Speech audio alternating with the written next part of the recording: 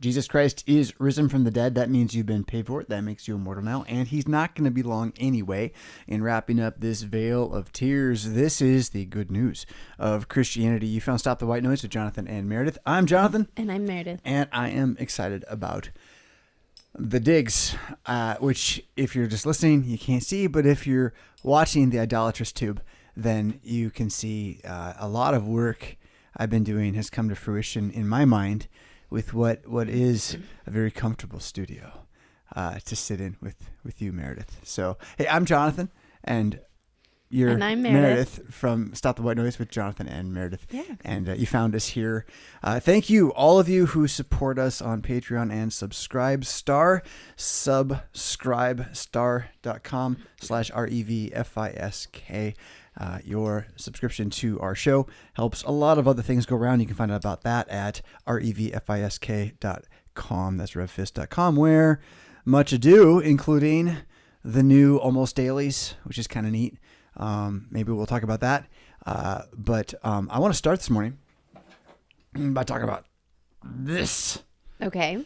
All right. So can I get this to you? If I throw it on the ground, is it going to be? It's a small tool. Yeah. All right. I mean, tell me about American industry. Tell me about family economics.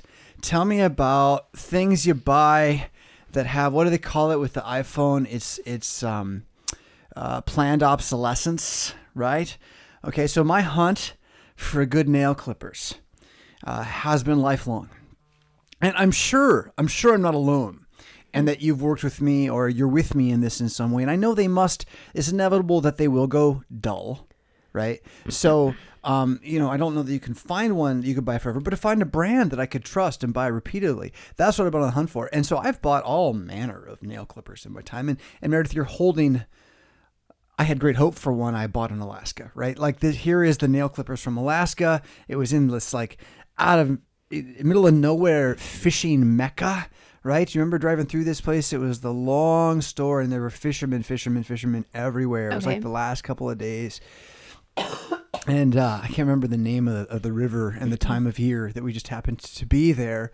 But I bought a couple fishing tools, and this was sort of one of them. So I guess it's a river fisherman's nail clippers tool. Yeah. I have no use for it. I don't think it's any good at all. It has a lot of features on it. Use for it. It has a hook.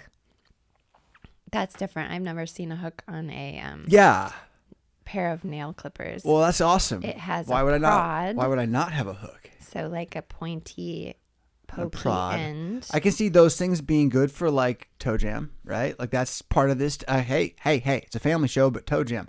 You got to deal with it. Tell your kids about hygiene. And then it it has a knife,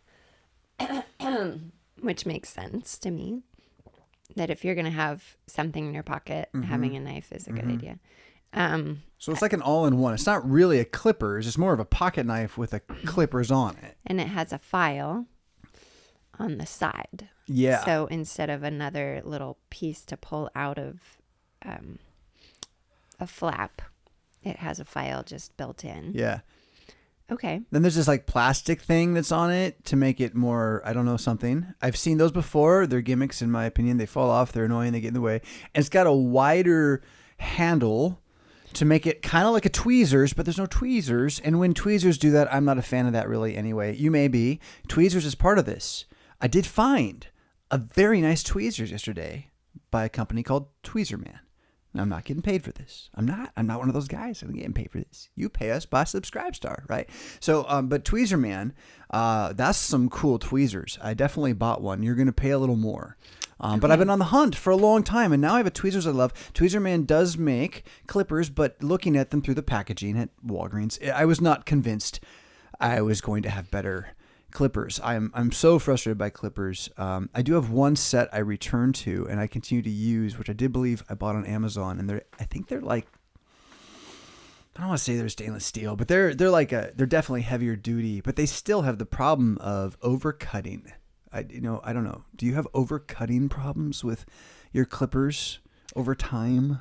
What? So it gets dull, or what? I guess that's mean? What it is. It's like when you say that, what do you mean? It means that it'll take off more of the nail than it looks like it's going to, and that there's some ability or lack of ability to control that. I find like a lot of clippers are that, especially when you deal with, I don't know, say men's toes. Welcome to our show.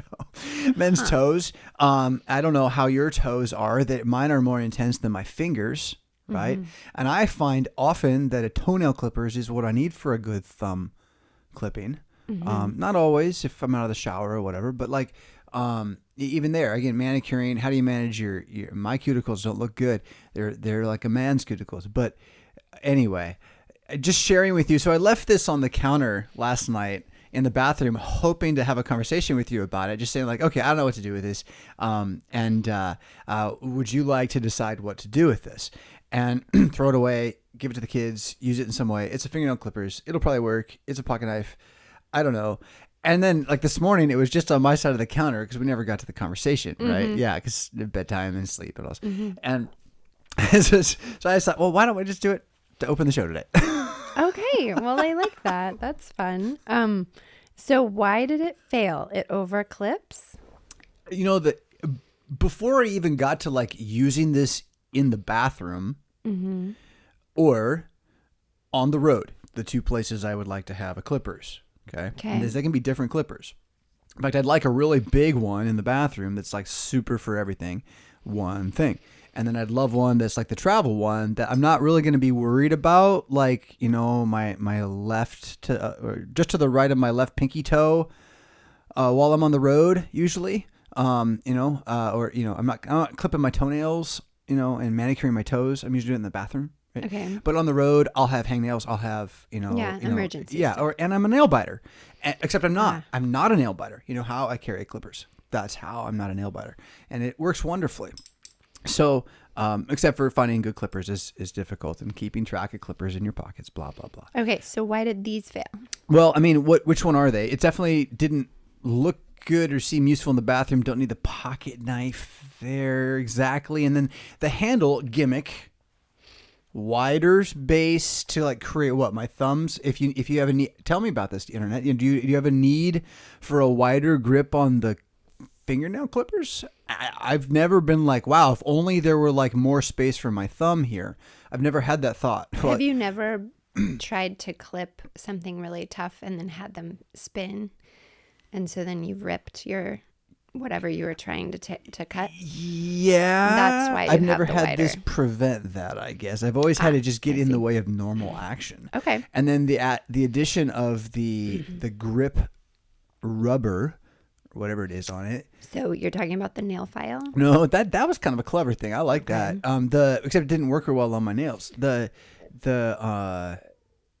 Just the fact rubber, that it's friction. There's like a rubber cover that's a slide on, right? Doesn't it come off if you pull on it? Well, because of how it's built, I don't think it does, because it's wider in the middle and smaller on both ends. That's a cool function of the wideness of the circle then, because other ones that I've bought that have had that cover, I'm like, oh, look, that's cool. It's masculine and stuff.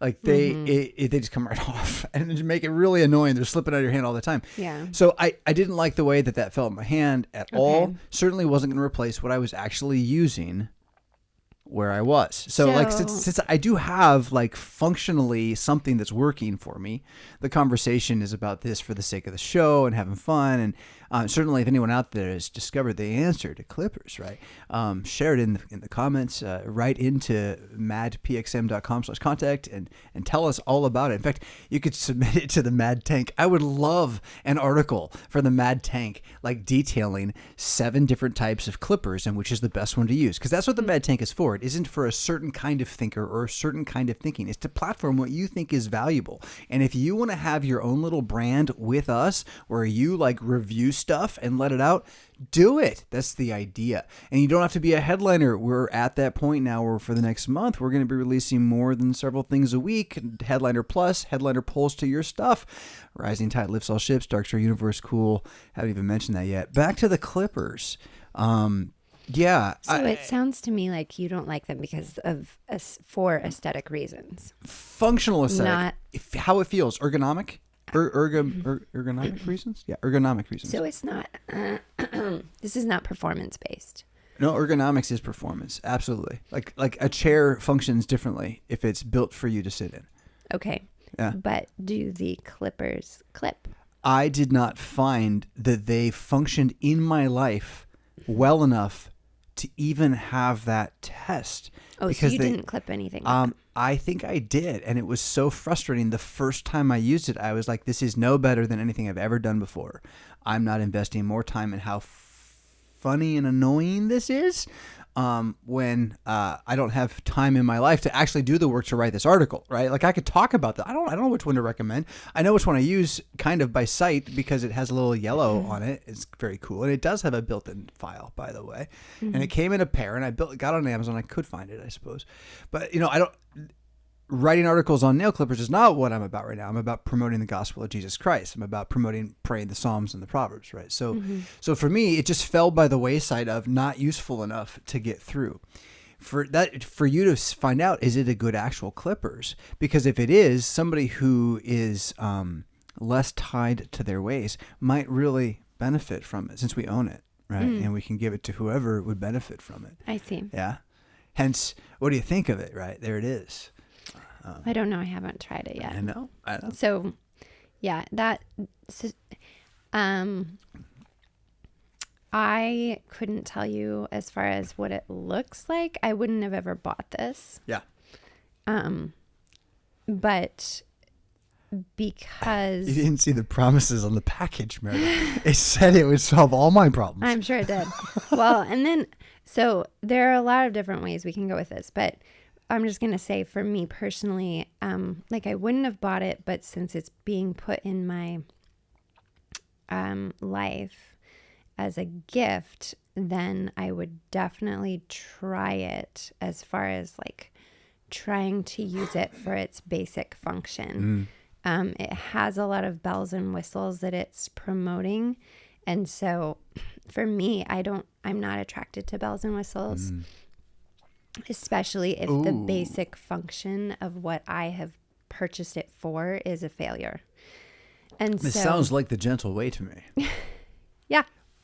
Which your article did launch Thursday. It did. And has the pride, I would say, of engendering, that I can see, the first comment. Oh.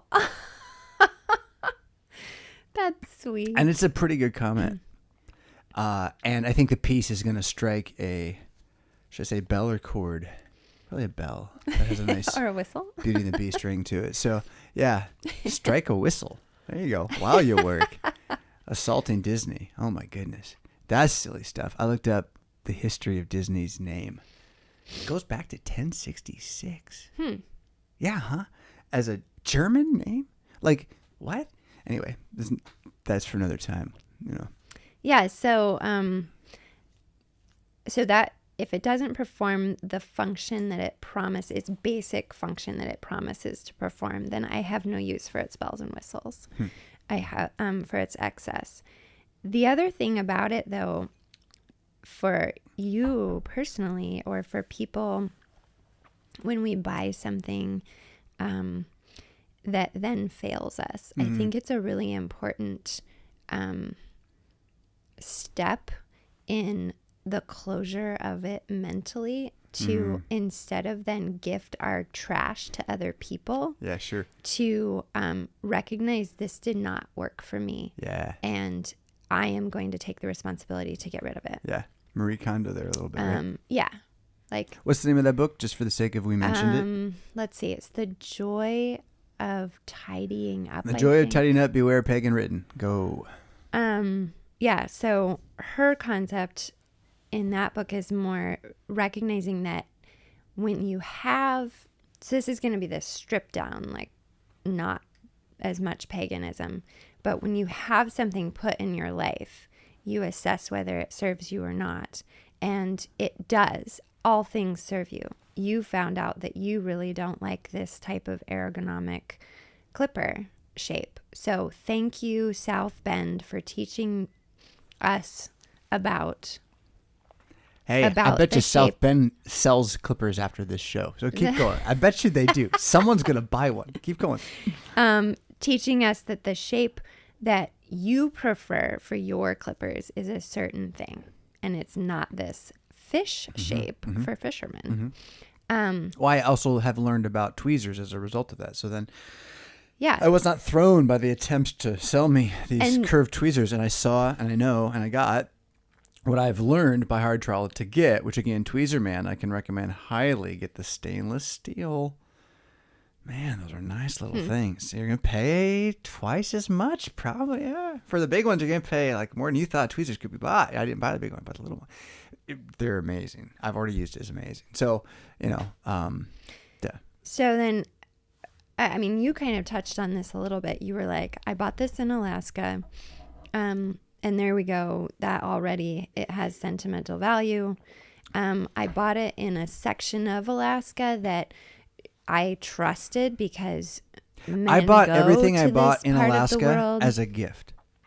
See, so that's where it like shifts a little bit though, right? So it is like that, and it's asking then, okay, so what is this for? And it's also asking, is it any good? So, within the home is where I'm really thinking again of this as a tool, and the conversation itself has engendered, I think, a really good answer because it's what you've taught me by pointing out the ergonomic level of it is that it's not for me a carry.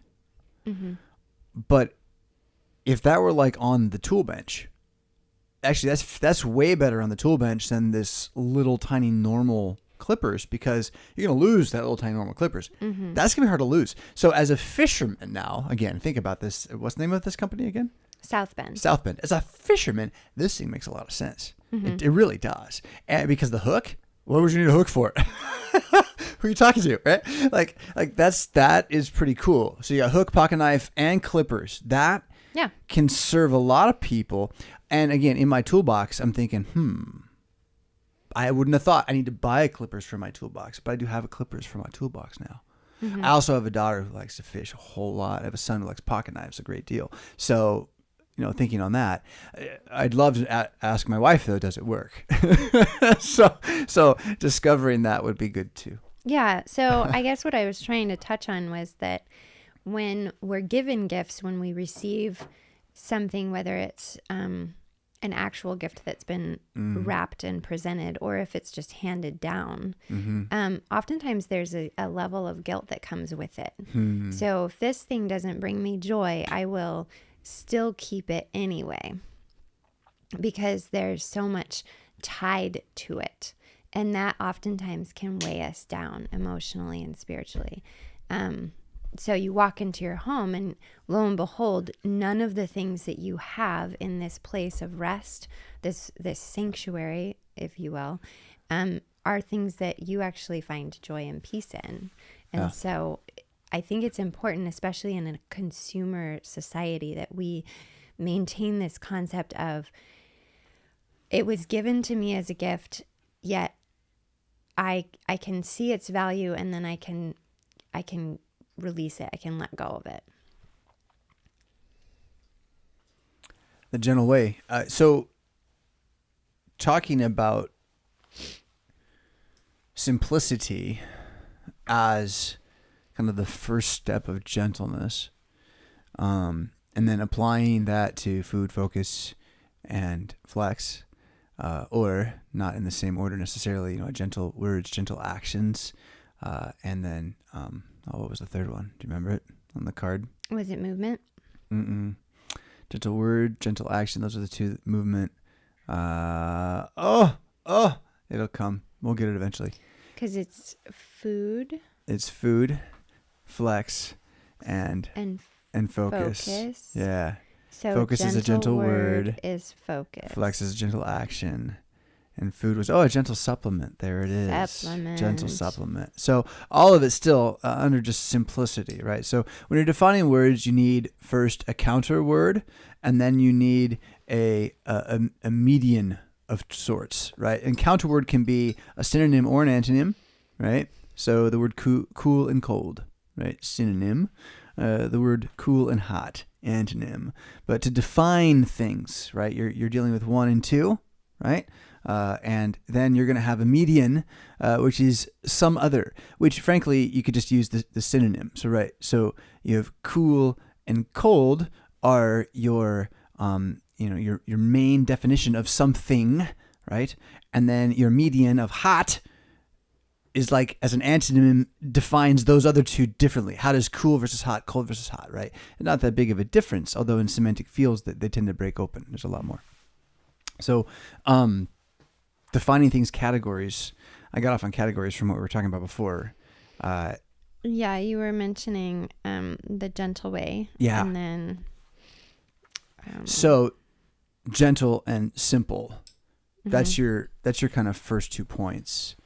And then you begin to break out from that with these median ideas of food, effects, and focus, right? Where now gentle, simple food, gentle, simple flexibility, gentle, simple focus. That's going to lead you into some other paths, some of the questions, basically, right? And not all those questions will be completely different. So there's overlapping.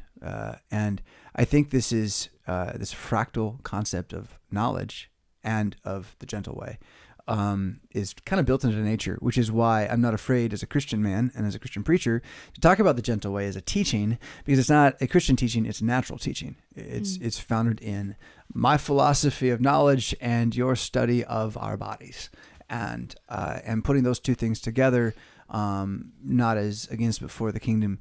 I'm convinced it's just a gift. It's been a gift to us, this pursuit of an understanding, which still, again, flows out of Proverbs. Like nothing I'm talking about isn't with Yada Kakma Umusar. It's on the wall, to know wisdom and discipline. And the gentle way is a discipline. Mm-hmm. It's a discipline of knowledge in pursuit of wisdom. But it's not knowledge itself. It's not the Bible, it's not the Spirit of God. But it is the result of the Spirit of God in our lives. So it's our testimony, it's our witness, our confession. What makes Jesus a great king? The gentle way, which, by the way, in Japanese is something like jiu-jitsu, which is great. Oh, man. But branding is important. And you wrote something for the tank, the Mad Christian tank, a place where we'd love you to write to, again, a place for sharing ideas. Can you just, without, talking through the article, like you're setting something up, what was your main goal with that article? Or maybe, just talk about the experience of getting ready to write and what that did to you as a mother and pastor's wife and person who doesn't always write, have written, but doesn't always submit, that was a different experience, because I write a lot, but I don't write articles a lot. And you read a lot of letters. I write a lot of letters. I write a lot of journal entries, just me thinking on paper. But I don't always write. I don't write a lot of articles. And so the focus and the time that you take to explain something is a lot different. We're also dealing with a generation of people, or an era of people who don't necessarily read, and so the ability to maintain one's focus or attention, you need to recognize that you only have so long before they're going to be moving on to something else. And so just making sure that was not essential oil and it is stevia. That's why I smelled it like that. So keeping your focus while I'm moving around the room. Doing some smelling salt actions. I forgot to over sweeten my collagen decaf cocoa here. So that was something that I did notice. I had started out, and I actually, in the process of writing one article, I ended up writing 3. You sketched a series is what you did. And which is awesome.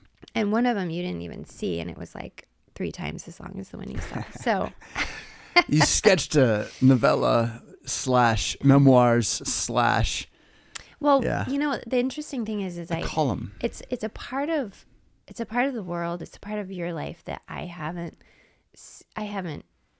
run in. I haven't really put my finger in, and so I wanted to, because I was invited to go there, I wanted to introduce myself in a way, a certain way, rather than just assume that I had a position. And the first article that I wrote, which I've saved and will revisit, but it came in with this understanding that I held a position already.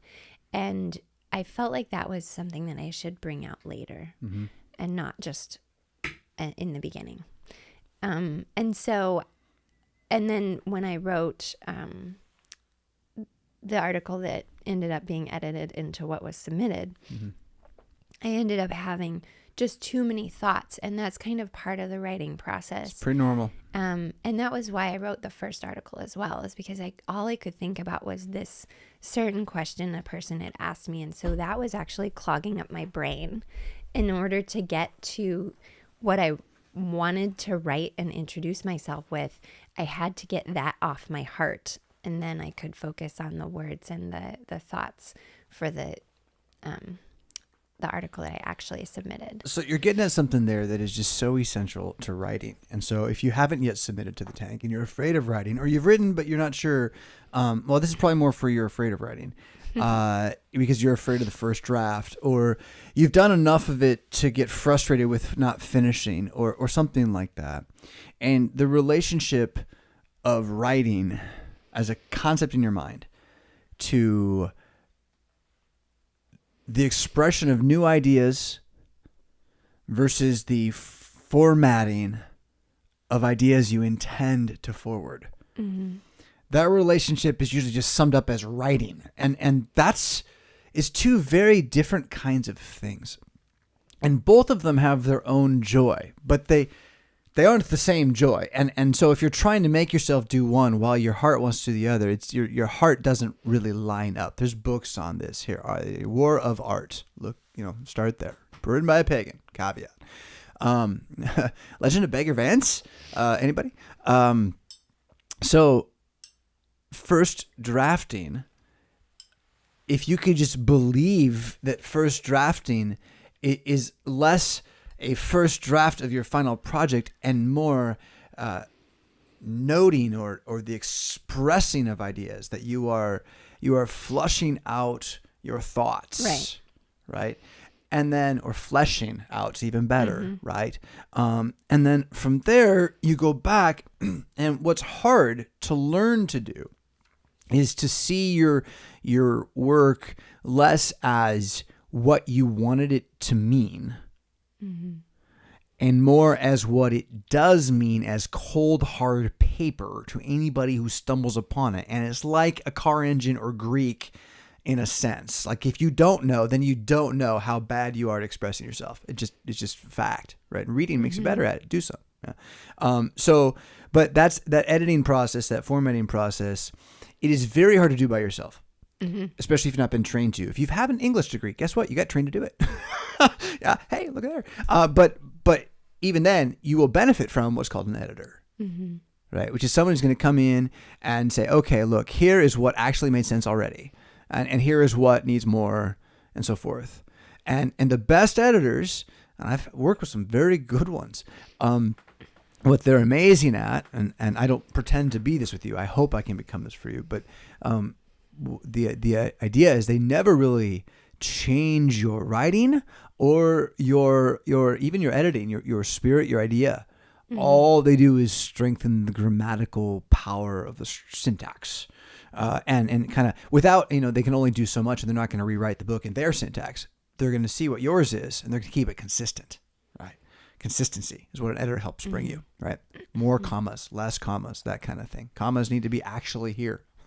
Where would you put them in that sentence? So you getting to embark on that, that's challenging, and as a new writer you've not done any kind of like workshopping, so it's pretty bold, and then to see that what you did draft then is a sketch of a column of an ongoing thing, which the most important thing I would say from what I've learned about that is don't be married to it. Right.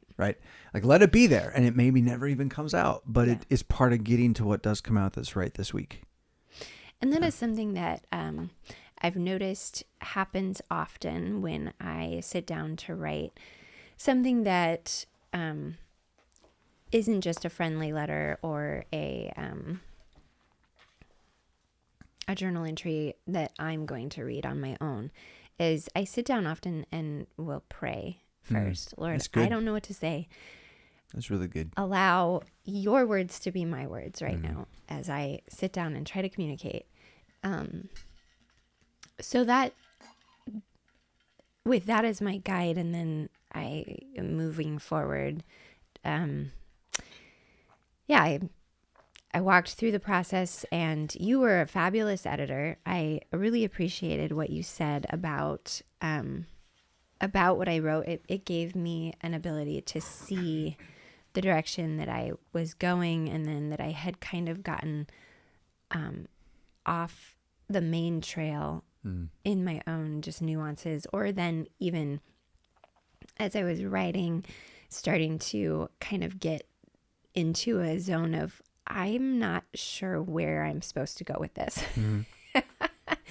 And that does happen often when you're assigned a topic.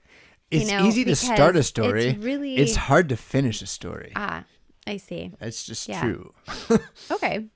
So it's applicable to all Everybody likes things, rolling characters in D&D. How many people get to level 20? I see. Not a lot. Yeah. So that was something that I realized, wow, I don't actually know, this thing keeps stuff hot. If you want to keep it hot, put it in a Contigo. I didn't even, golly, keep going. I was invited to do an article, and so I went to my head and I said, this is the scenario. What should I do? How should I do it? And the concept of introduction was given to me that way. And so it wasn't something that I had just come up with on my own. And so then once that concept was given, then I made it my own and started thinking about, like, okay, how do I want this to sound? Where do I want to go with it? But anyhow. That's really good, because what you said then was what the editing process gave you. And at Mad PXM, by the way, don't just print it without looking at it. So you will have someone functioning as your editor. It may not be me.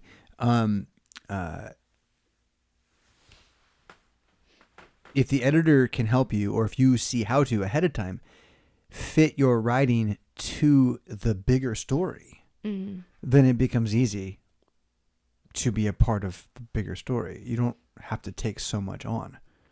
You can be under a larger narrative. It's not accidental that Facebook's called Meta.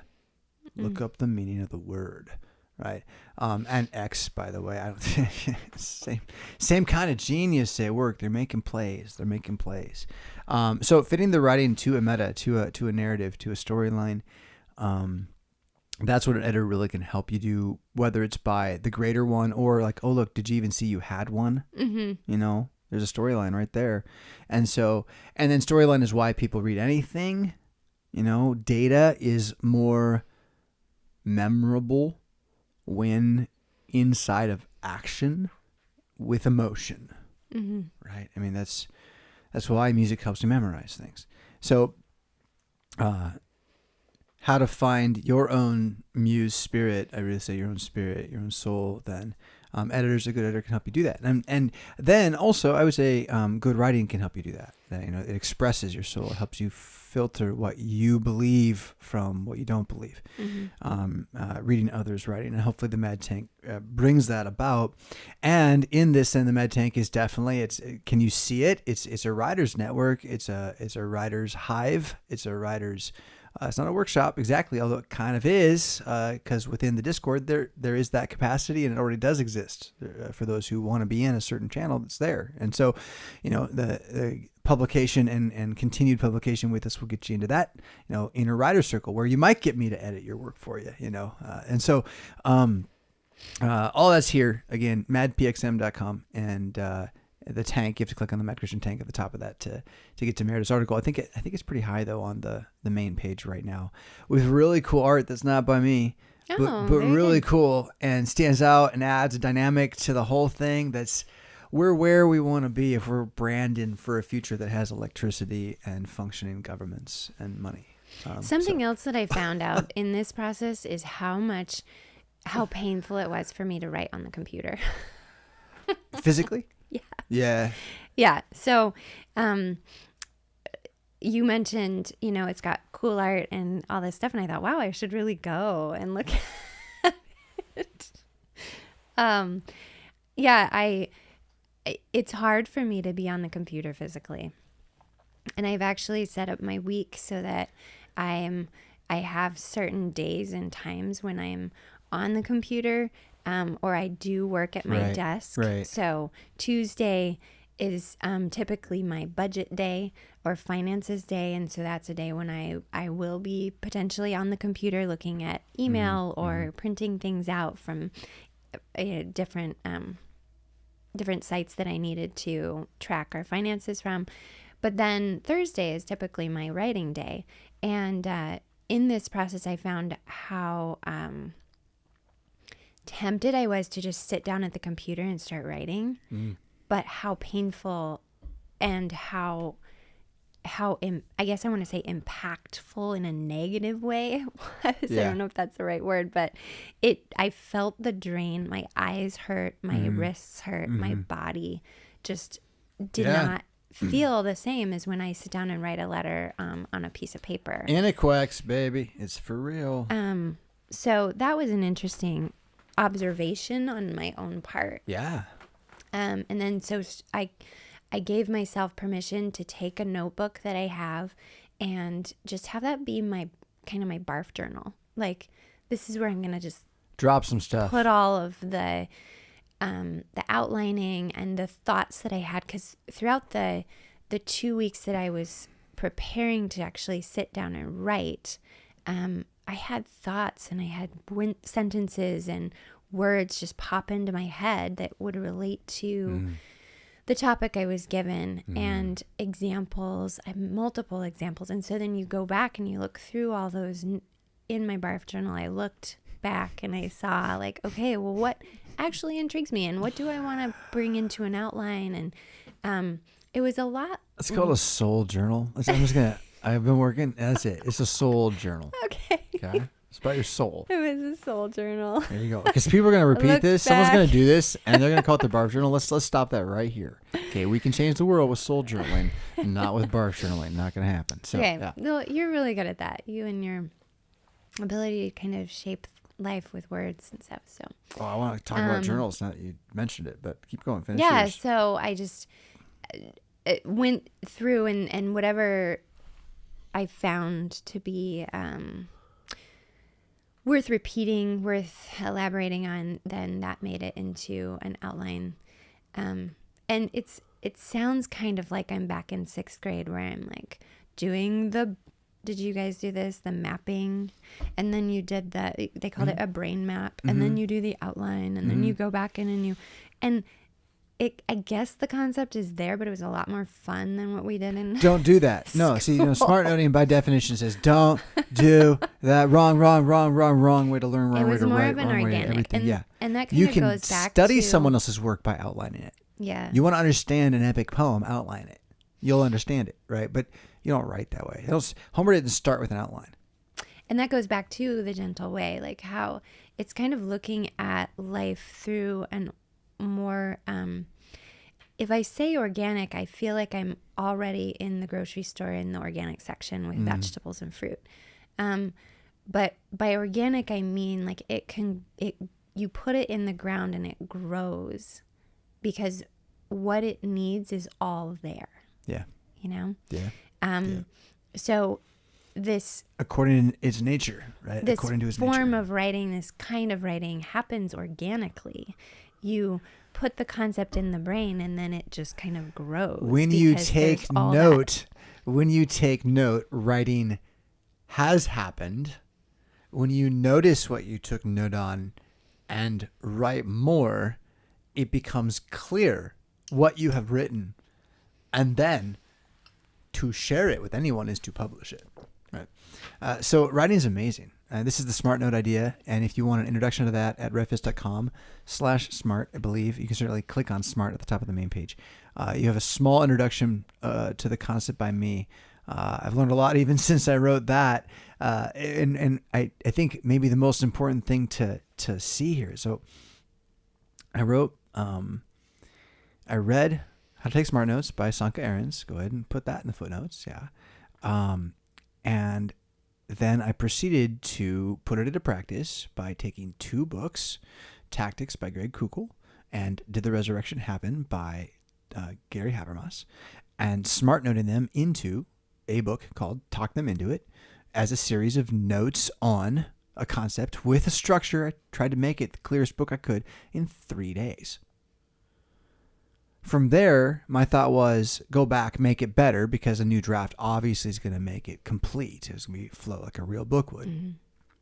But I learned so much in the process of smart noting that I just kept following that train, because I also thought, well, I should probably, right away, I was like, well, I'm also going to keep track of my notes on keeping notes and put those into a resource for someone, because if in 3 days I can do this, in 6 weeks I can do something quite a bit better. Well, that train never came back. Mm. It turned into the Sons of Solomon document, kind of thing, but like it never came back. And part of it was recognizing how little value books have, how little value new books have. A good one, there can be a good one, but like they're rare, and the reason they're publishing them isn't for the reason they're good. So coming to terms with that, and so what am I writing for?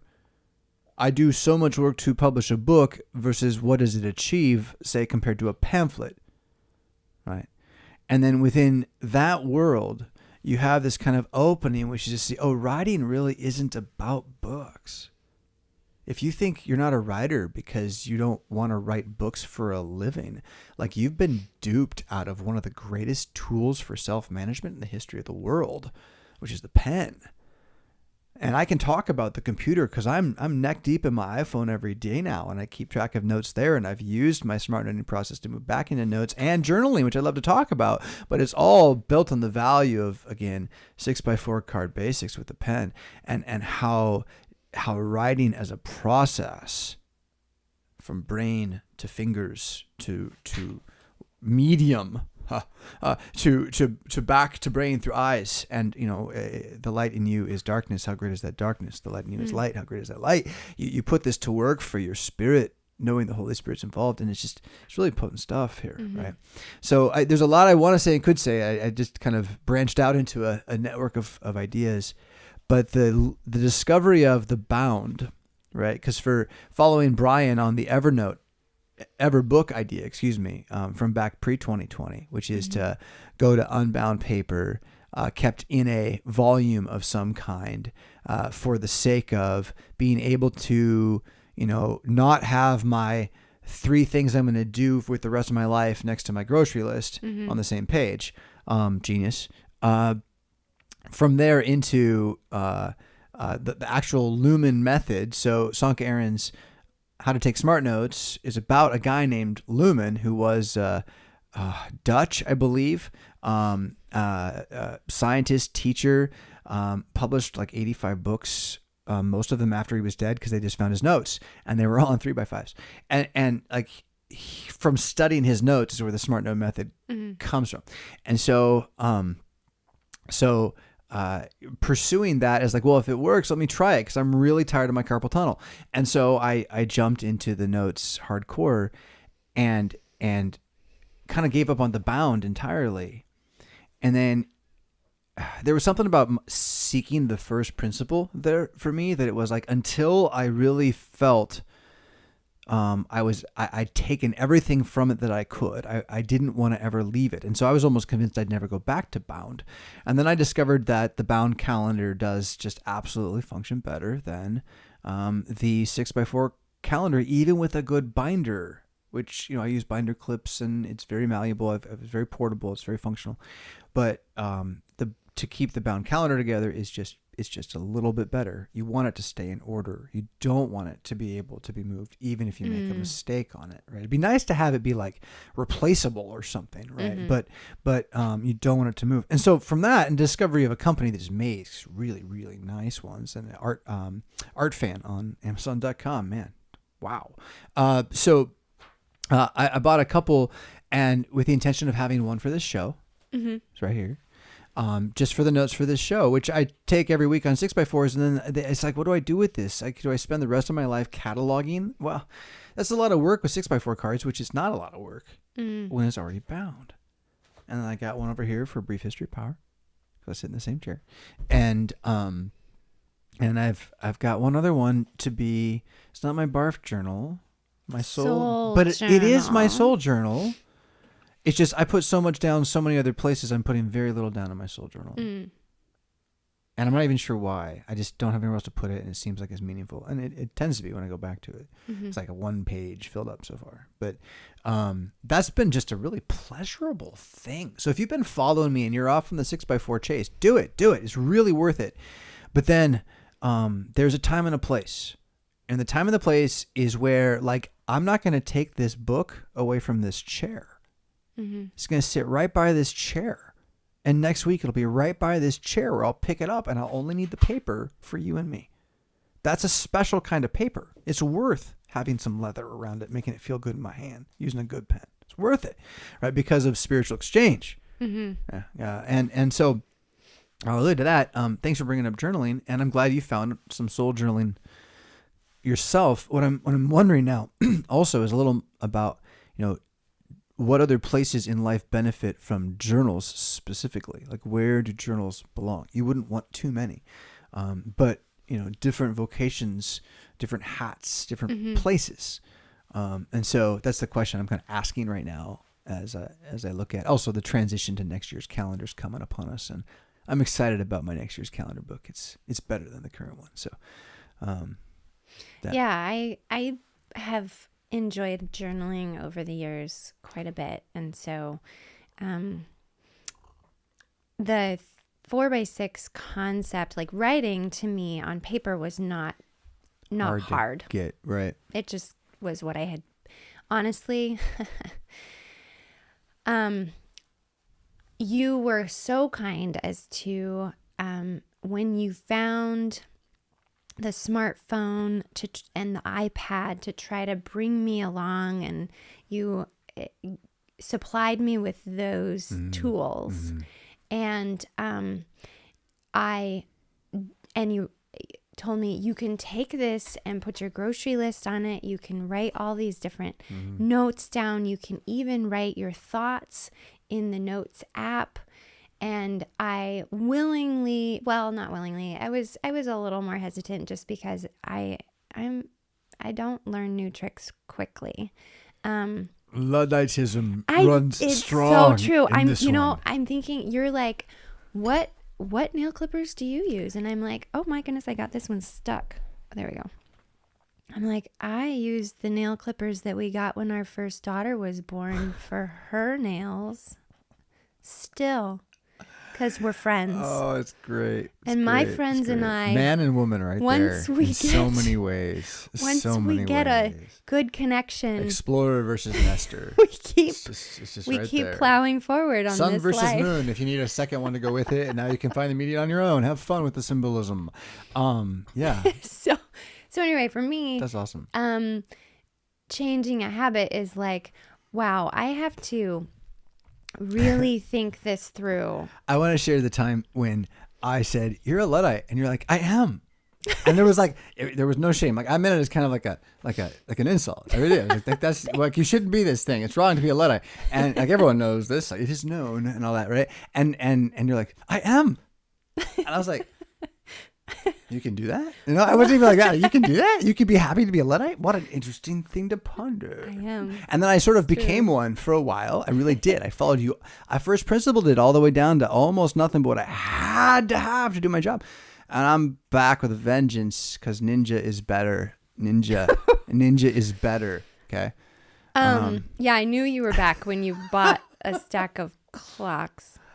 Anyway, I can't live without it, so you might as well face it. And I mean it. Like, it's the God of our times, and its cold, heartless, eyeless face stares without pity at you. But you know what? Like, it doesn't rule me anymore. And to me, like, it's kind of like watching the countdown to rainbows. Christ's yeah, return. yeah, that's right. So I went to the grocery store with my iPad. oh, by the way, speaking of clocks, do turn over the actual clock in the room that I care about, which is right there. This is the longest owned clock in this room. There it is. There it goes. Can you see it in the camera? Yeah, oh, absolutely. Barely, but yes. They had to be wondering what it was. Yeah, there you go. They had to wonder what it was. There you go. We got 22 minutes or so till we should do that again. We've missed out on keeping track of the show, right? There should be about 6 or 7 of those in the show. Oh, very and so good. if you're watching on super fast forward, you'll be able to see it. And that would be something you could do with stop motion. I don't know. I just ran out of stuff to say. 6 or 7. Let's see. So if I get out, what are those little calculators called with the beads? What, 3 hours, right? If I get that, I just put a little bead No, it'd be 9 over. or it'd be 10 or 11. 10 or 11. My math was bad. I love that because when I was pondering clock and Chronos, this is really high 2020, like the middle of the summer, and things are rough, right? Trump's still president, and they were talking, or the concept of nuclear war was a little bit there as well at the time, and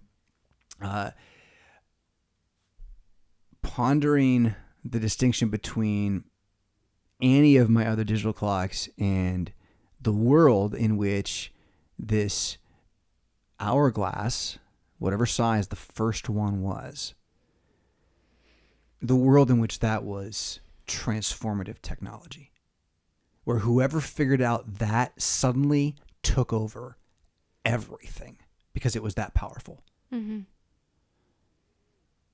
Understand the times we're in, the mediums that really are in control, and it's not quite the clock. They control you by the clock. The clock doesn't really reign. But pondering time again, in what time and space, we've talked about time and space, control of space, control of time, right? Mm-hmm. A lot of that, the hourglass is a powerful symbol, and it's a beautiful thing. Like when I'm a little bit stressed out about being late to something 3 hours from now, if I turn over a 20-minute hourglass, it's kind of like, oh, okay, well, let's keep an eye on that. Mm. Yeah. And it's beautiful. I love touching it. It's made of glass. Got fine stain. It's like $25 on Amazon again. Serve the beast one way or another. But yeah. So anyway, that's what that was a is. nice little commercial break. So Thank you. I went grocery shopping, and I used to on the the Notes app. We haven't gotten to the climax yet. Yeah. right. No. Well, and we were on. I don't even know what you would call the diet we were on at the time. It was like the allergy-friendly diet. So it was basically gluten-free, dairy-free. It was right? early wild, right? Or was it was still kind of slow early carb wild. mixed? We were in Naperville. Our children were teeny. So Naperville. We weren't wild in Naperville. That no, was just we were carb just counting trying to make sure our to allergen make sure kids didn't have allergen foods. our children lived. Yeah, right. So I would do elaborate meal plans for the week, and they would have multiple ingredients, and it was very detailed. It took me 3 hours to get ready to go to the grocery store, just as I prepared and planned and looked up recipes and blah, blah, blah. So I thought you were just watching TV or something. yeah, always bonbons and TV. No, you were doing a very complex task, probably overdoing the task in some way. Of course, with carnivore knowledge, yes, overdoing the task. Yeah. But continue. Chopping vegetables is overdoing the task. But anyway, I had this whole plan laid out. I went to the grocery store. I opened up my app, and I don't know if my child touched it or what, but my whole meal plan, my whole grocery list was gone. I had no idea what I was doing. So that was strike one. Did you look in the deleted files? I have no folder? idea how to find the deleted files. And I don't know if I would have known to look when you asked about it later, but yeah. Yeah, I just came to you and was like, oh. There are safety features that exist, but they're not always in front of your face. Yeah. So then another time in Notes again, not same device, different device, smaller. In the throes of grief, I had some very intense emotions that I needed to journal. So I'm writing with my fingertip on this little teeny tiny screen on notes, and it comes out and it's like, I don't know how many screens long, and all of a sudden it just crashed and disappeared. Yeah. And it was like grief upon grief. Yep. Like, Christ have mercy, what is going on? And came to you again. Blue screen of death. It's called the blue screen of death in the gaming world. It's terrible, sad. Done. Thing. Yeah. Luddite doesn't even give it 3 strikes. Right. Luddite gives it 2 strikes. 2 strikes. Done. It went back to paper. So you've learned, although others learned in different ways, and what they did was they created backups. And there's all sorts of systems of backups now, and most of them they'll charge you for, which is real great. And I don't think any of them are guaranteed. It is prudent to back up your information. And that lesson, I remember when the first hard drive I had went bad with stuff on it, and I think I want to call it a C drive, so it was definitely in my Windows world, which is I got my first I something, I don't know, Mac, but that I didn't cry because I didn't cry tears yet. I hadn't worked that part of my heart out yet, but I definitely like cried like a whining man would cry. Like I was I was crying stomping, out. It wasn't. There was fist thumping. I wasn't shouting. Yeah. I wasn't shouting. But if I was in the streets, you would have said that man is. Why is he crying out? Right? Like there was enough. Yeah. Mezzo forte going on. Forte. Oh, and it was sad. It was like no, like woe is me kind of cry. Yeah. And like what do I do? No. Oh, I remember that when the WeTV editing days hit and hearing that sound. Yeah, put it all back into This Is Your God and feast day. on that one now, right? Oh my goodness. Oh, my favorite in the WeTV days were when the mic wasn't on. Whole show. Hurts the heart. Hurts the heart. Yesterday, I had this thought rails. as I walked back to my car the second time from the county jail in order to put my pocket knife in the vehicle. Yes. So I could go through the metal detector and past the 2 police officers so I could talk to somebody else about why I was there. Another to find out that I couldn't be there, didn't need to be there, was unable to be there in the capacity that I'd been asked to be there by someone else who was not working there. And so, hallelujah, I did it all. But on the 3rd round, right? So I'm a 3rd time walking back to this building that I've had some trouble getting myself to go to because I kind of think I know what they're going to say. But I promised I'll go. I'm a pastor. And you didn't have your clerical on. No, so which doesn't matter. It wouldn't help. I did it before. It didn't matter. It doesn't matter. They're still like, why are you here? Why are you here? Because everybody in that place, like, you're here because you're in trouble. You're here because you're not trustworthy. It's the county prison system. It's, or you are known. You come and you go regularly, and then they know you. So, it's the county prison system. 3rd time back, I remembered this very thing. Lost 20-minute, 30-minute footage from WeTV before and after professional help, right? And to the chagrin of all, and it just struck me again. So I came out of my mouth thinking, I think I do not like to retrace my steps. And I realized that's why I preach the way I do in a lot of ways, right? That's why I don't go back and re-edit for the 14th time of things. I just grow weary of the same thing. I move on to a new idea. I think my friend Brian Wolfmueller has a similar tendency. He doesn't like to retrace his steps unless he's got someone else to show the way over the mountain, and then they're actually going over a mountain, right? So, yeah. Anyhow, lost stuff in the computer, but like the whole reason we are in the Matrix, or Babylon, as the Bible would call it, under the tyranny of the beast, willingly as Christians in freedom now, making use of these wires to spread the kingdom, to be the kingdom, to share what we know as the kingdom without fear of these things, right? Even though we want to have our minds very open to, do they actually work? Do they fulfill the promises? And it doesn't just include promises like, oh, this car will get you from here to there for this many miles/years, right? It also, like, the promise is that the car is going to make life better.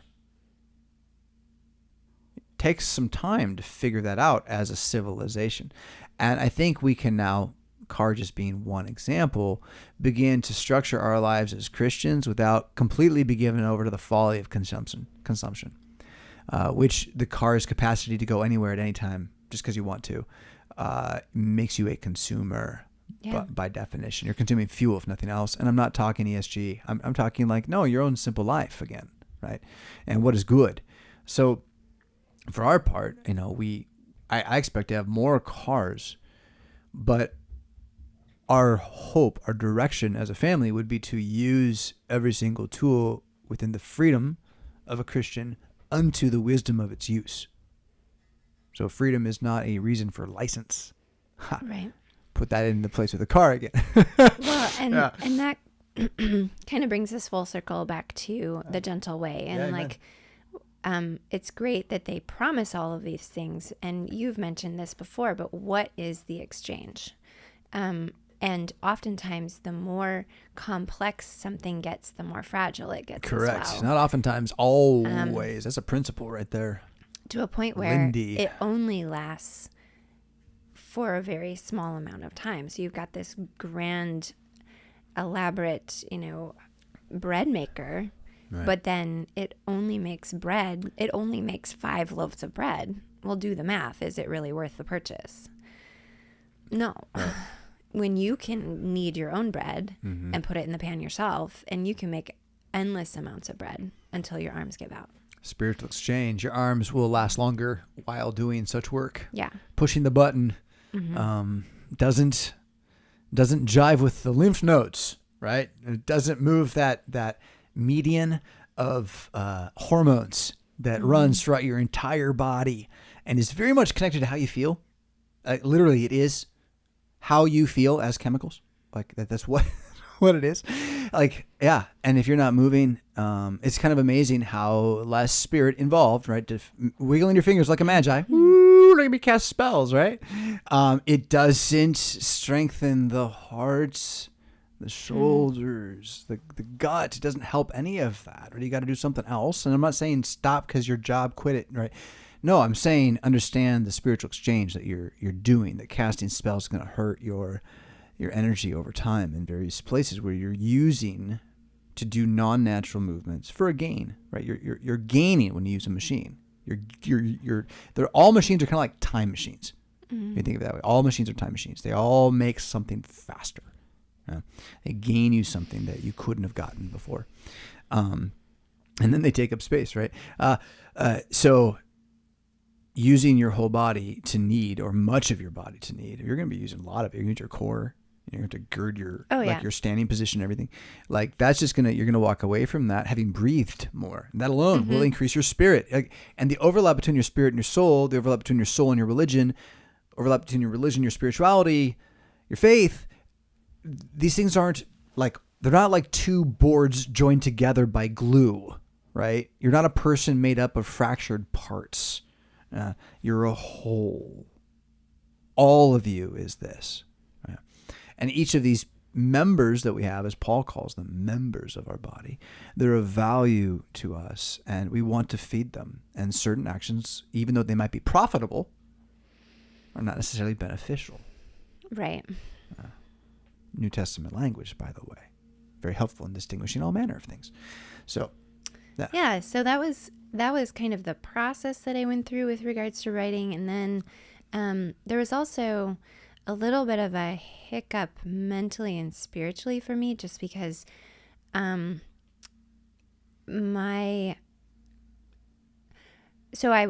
had some I had some acceptance in the article world, writing world, right away, which gave me a confidence to move forward. And then I had rejection. This is once upon a time, right? So you wrote an article for a pretty prestigious thing, Magnolia. Actually, it was not. It was Bella Grace. Oh, Bella Grace. Sorry. But oops. How Yeah. could a dumb man have confused such thing? Well, I mean, Bella Grace is a very sweet magazine, and It is. it costs a pretty penny to buy, but Magnolia is A little bigger. Yeah. So I was accepted, but then I was rejected. And then to compound that, some, how do you say, critique of my letter writing came back to me on multiple occasions. And now whenever you get a criticism, you really need to weigh who it is that's criticizing and what the worldview of the critique is. So, it really doesn't need to, the criticism that I received on my letter writing doesn't need to stop me in my path. Actually, it's one of those moments where I can rejoice and be like, God be praised, mission accomplished. But it still hurts. Because you set out with a certain goal, and then you're being spiritual told exchange that again. you had an intention that really wasn't your intention. Spiritual And so- exchange. You put spirit into something. You can't get that spirit back.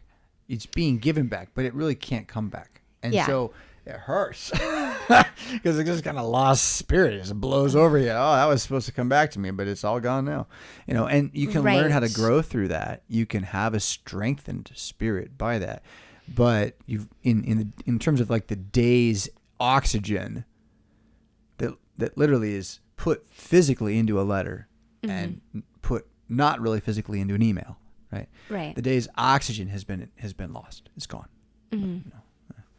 Yeah, I mean, there is something to the personality that comes through in the paper you choose, in the pen you use, in the way that you scroll the pen across the page, that, like you said, is lost in The humanity. an email, but also in even typed letters. The humanity. The humanity is absolutely. lost by the machine, and the machine's mechanics learning to emulate humanity, emojis, really doesn't replace humanity. In fact, if you look at it, it's more like we're now using hieroglyphics sometimes instead. So what we're doing is we're backing up on language from where it used to be in order to pretend to be human as robots in other places. So when I send an email, imagine I'm not so much sending a letter as I am for a moment the robot that person talks to, right? And in that world again, the paper you choose, the time you took, the space you needed to write the letter, Right. mental space, real space, focus, flex, both there. And for me, my lifestyle, what I do in my day, doesn't allow for a lot of quiet time to pick up a telephone. Okay, all right, let's back up just a little bit. I realized I actually I'm not afraid of phones. I'm frustrated by them. Since the cell phone has clogged up the airspace, like, you can't just make a phone call and hear the person's voice clearly. It's like we've reverted back to the 50s where it's like, are you there? Are you there? Yeah, I can hear you. Can you hear me? It's so annoying. It's Operator. Like Operator. Yeah, totally. It's like, really? We did not help ourselves. I remember landline phone calls being just like, hey, how you doing? There was never I a can hear sound you or crunching. connection problem. Yeah. No. It was like having the phone game, only you could hear. And now we are back to the phone game. Kinda sometimes. Certainly if you're driving or. Oh, my Lanta. Yeah. So, so for me, having long distance. Let's not. Okay, we can we can promote Do I need to products. back We can promote products, but my Lanta is not one of them. Oh, I'm sorry. Let's not promote my Lanta. That's not good. Calcium on your stomach, calcium anywhere in your body is not good for you. And Mylanta is effectively putting calcium into your body, which will then create a need for more calcium in your stomach. The last place you want anything to be like hard and rocky. So consider some sodium, I believe. Well, let's just give the glory where baking glory is due. soda. Christ have mercy, okay? Baking just soda? Christ have mercy on this Tower of Babel we live in. So for me, I only have so much time, and where I have focused time in my day. And to keep track of long distance relationships where I can't tell what you said on the phone it's confusing and frustrating. And then I end up getting impressions that I don't need about other people, or I give impressions that they don't need about me. So anyhow, I've lost my patience with phones. If I have a problem with my credit card, or if I have something I need to call a store and see if they're carrying a product. Hey, I'm on the phone. Do you have this? Or what's up with this thing on my account? Whatever. I'm on the phone. Okay. Yeah, my thing I carry in my pocket places is not my phone. Like, I generally do not call in it. It is my text. Mm-hmm. Well, and that's where cell phones, if you have a cell phone, a text message can be more reliable. But then again, to keep track of people long distance relationships, and to have that be your relationship, it's just it's not as genuine. Local group management, keeping tabs on each other. Yep. Yeah, absolutely. Hey, meet me at this place at this time, or I'm on my way. They're like walkie-talkies. Mm-hmm. Exactly. So, I have a walkie-talkie, a tricorder. So that's what has pushed me, and I've recognized this over the past few weeks, actually, pushed me towards letter writing so fervently. I find it to be clear. I find it to be more genuine. I want to be present over perfect. And so here I am. This is my letter. Anyhow, going back to writing an article and then putting it into a tank where brilliant people are submitting these brilliant articles with their high thoughts and I was like, oh, Christ have mercy. I don't think I qualify, but I've been invited, so yeehaw, here we go. So she's comparing herself to Dr. Kuntz, right? Yeah. And so Dr. Adam Kuntz, Brief History of Power, briefhistoryofpower.com. It is known to be the only podcast you need to listen to on the internet, even though Stop the White Noise is a good one. But yeah, I can't believe I'm on changing it. One of our members who's like the most into everything BHOP talks about didn't know about BHOP. I was like, really? Classic. How did I not tell you about this? Yeah. Anyway, go on your.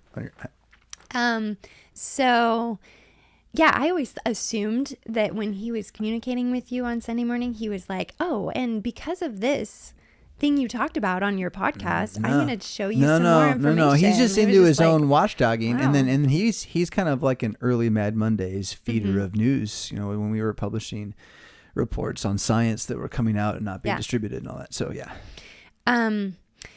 So I was nervous about that, whether or not I could play in the court with the big people. Which is, I love this because this is valuable for everyone. This is based upon. That's why I'm talking about is it? Are you ready for what I'm going to say? I don't know. I don't know. This is based upon your lack of trust in me. Because I said, Meridith should be able to do this. Hey, Kate, why don't you ask Meridith if she'll write? And as soon as you asked and told me about it, I said, yes, you can do this.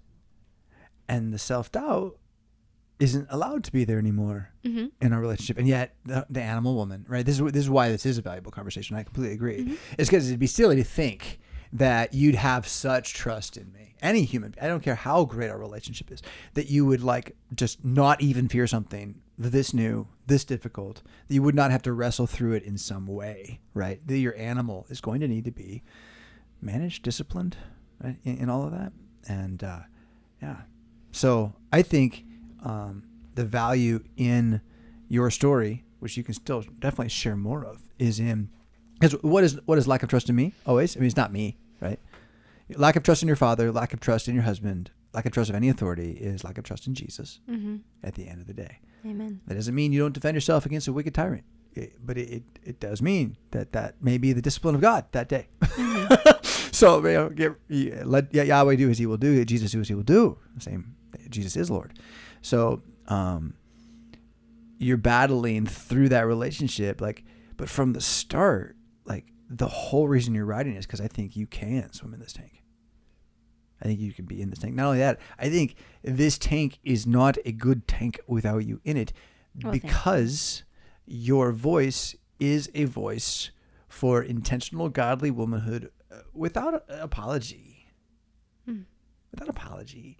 And in a very masculine Mad Christian tank. Yes. Where Frisbee is indeed a wonderful lady. But maybe feels a bit surrounded by pictures of striking and harsh and, not quite violent, but slashing things, right? And now there's a lady writing about something like it's good. It's good. We need to round this thing out. The point of the tank is that this is an assault on the world as it is through the Christian family, through the Christian church, pursuing the first principles of reality according to the Word of God, according to nature. But that this is for the sake of family. I mean, Sons of Solomon, hello, so. Well, and I trust your assessment of it and so forth. But that's not enough. And that's the value of this. I mean, I had been invited a long time ago to just submit things to other platforms that you have going. But until you get a personal, like, I need you to do this now, for me to be like, oh, well, let me just sit down and write about my thoughts for the world to read. That I have other people who are standing in front of me asking for my thoughts, and so right. It's hard for me to then set aside time for people. I mean, I love you guys. I love all of you guys who follow us and are fans and what have you, whatever category you want to put yourself in. But it's hard for me to have that extra space unless it's like, nope, this has to be done. Even my plants, like, unless they're a little bit wilty, they don't get attention because I'm spread a little thin.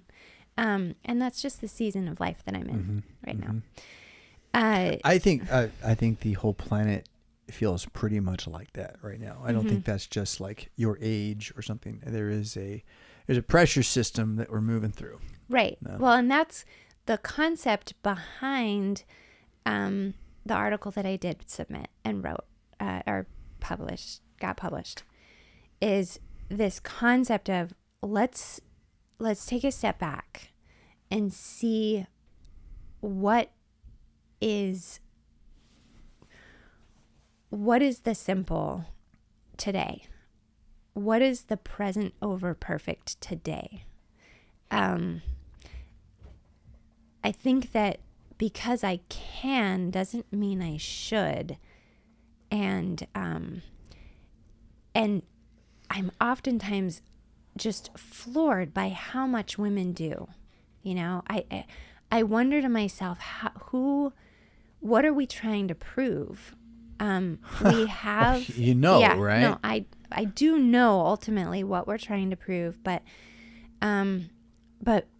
we have such beautiful callings, and yet all we do is put them on the back burner and look for ways to elevate ourselves in front of others.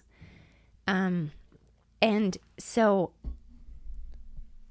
with that perspective, I didn't want to run in to a Mad Christian think tank of men. I don't think that's my place. Yeah. Until my husband invited me through his channels that he had, it would be a repeat of the Daughters of Wisdom cry out. It's like, these guys have this place. It's really important that they have this place. Is it my place to be there? Yeah. And the reason it's your place to be there is because I built this place for Christian discussion, and I built us, stop the white noise, to model and teach Christian family and Christian parenting with our lives. Amen. Out there for you to judge. You judge our kids. You're I'm not going to tell you their names, but like, if you live here, you'll know them, and you make your decision. What are we doing? Did it, does it jive? Yeah. And so, you do have a voice there in that. The goal of the Mad Tank is not to just have a bunch of women writing about being women. We're not going to have a bunch of men writing about being men. We definitely are going to have men showing what their masculinity means, right? And so you're not going to write without being a woman. You'll be a woman as you write. But, the value of what you write will largely be deemed to its capacity to talk to others. Do others read it? Mm-hmm. Do they leave a comment? Right? That's how you're going to get better, by the way, is honestly the best thing that can happen, and it may happen publicly in a couple of weeks, is for someone to really disagree with something that gets published. Mm-hmm. Because the answer is, well, then submit a rebuttal. Yeah. I mean, it's like, just write your own. Like, it isn't, the goal here is not that we're platforming some people. The goal here is that we're going to give a platform to arguments that are important. And what I think will happen is we're going to publish something by somebody that has nothing to do with any issue that other people have had issues with this person in the past. But this person has had an issue. Mm-hmm. And so we will be told we shouldn't let this person talk. And I will have to say, did you look at what they said? Mm-hmm. And they'll say no. Yeah. And they'll say we don't have to. And I'll say, okay, well, cool. You should, and you should write back why it's wrong. Because that's what debate is for, and that's what the church has lost. So the Mad Christian Tank is a platform for debate. It doesn't mean everybody's right or that I agree with everything that's in the tank. If I agreed with everything that was in the tank, then I couldn't stir it and get anything out of it except for what I am. And I want to spread more than just me. I want to spread Christianity. I know the Spirit blows and more people just me. So hallelujah, right? But I don't know. I'm a little curious, how that one goes, because it could be real pressure. Well, that's exciting. I think it's important that you branch out and take those daring steps. You're good at that. You're a good trailblazer. It's almost like that was your favorite team growing up. Right around Christmas time. Oh, yeah, it was. Isn't that weird? From the Northwest. No, not weird at all. It's very God ordained. But from the Northwest. So I'm honored. I'm honored to be amidst these minds, and I'm excited to see what God has planned in the months ahead as He allows me to contribute in other ways. Yeah, I'm excited about it. Turn over our little clock. Just went out a few seconds ago, I think. Hallelujah. Time is a physical thing? Is it? Is it space? Space is time. That's what Einstein says. It definitely writes itself on your body, doesn't it? Yeah, huh? Oh, man. The crooked cannot be made straight. I don't know how much of that I talked about with you or where I talked about. I think I did talk about it in the Brief History of Power that'll come out Thursday. The word crooked is the word that it doesn't mean anything else first. It's Hebrew comes from physical things, right? It's not the other way around. We don't use a sound to talk about a thing. Instead, the thing itself, sound now is used to talk about other things. So this word that comes to mean crooked, the thing it comes from, the root is an old man's legs. Oh. They're just not quite a young man's legs, Mm-hmm. And what is an old man's legs cannot be made. And then the word straight there, if you go look it up, it's kind of a hotbox. It only exists there. It's just assumed that's what it means. It's a couple other places, but there's no root to it, which is very strange.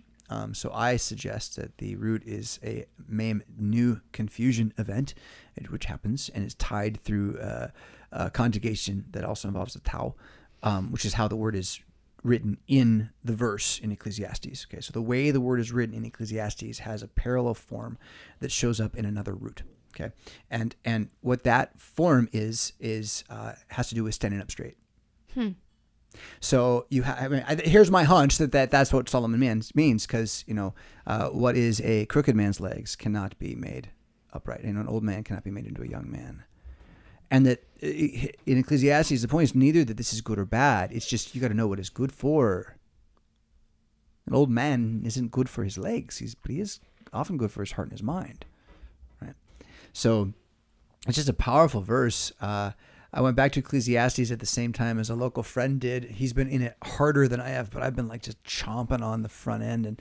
kind of did some translation of the whole first chapter loosely, and then I think that this verse sort of stands as more than vanity of vanity. This verse is like the thesis statement of Ecclesiastes, right? Which is just, it's going to be what it's going to be. Like, let it be. I mean, not to quote John Lennon, but accepting God's will, thy will be done, would be the way Jesus said it, right? This is just powerfully good, because now I know that this crooked thing is crooked, and I know that this straight thing is straight, and I can use the straight thing for straight things, right? And maybe the crooked thing, maybe not, because again, the word crooked there, that bending of the old man's legs, it also carries with it fragility and untrustworthy as like assumptions, right? So his legs are untrustworthy, right?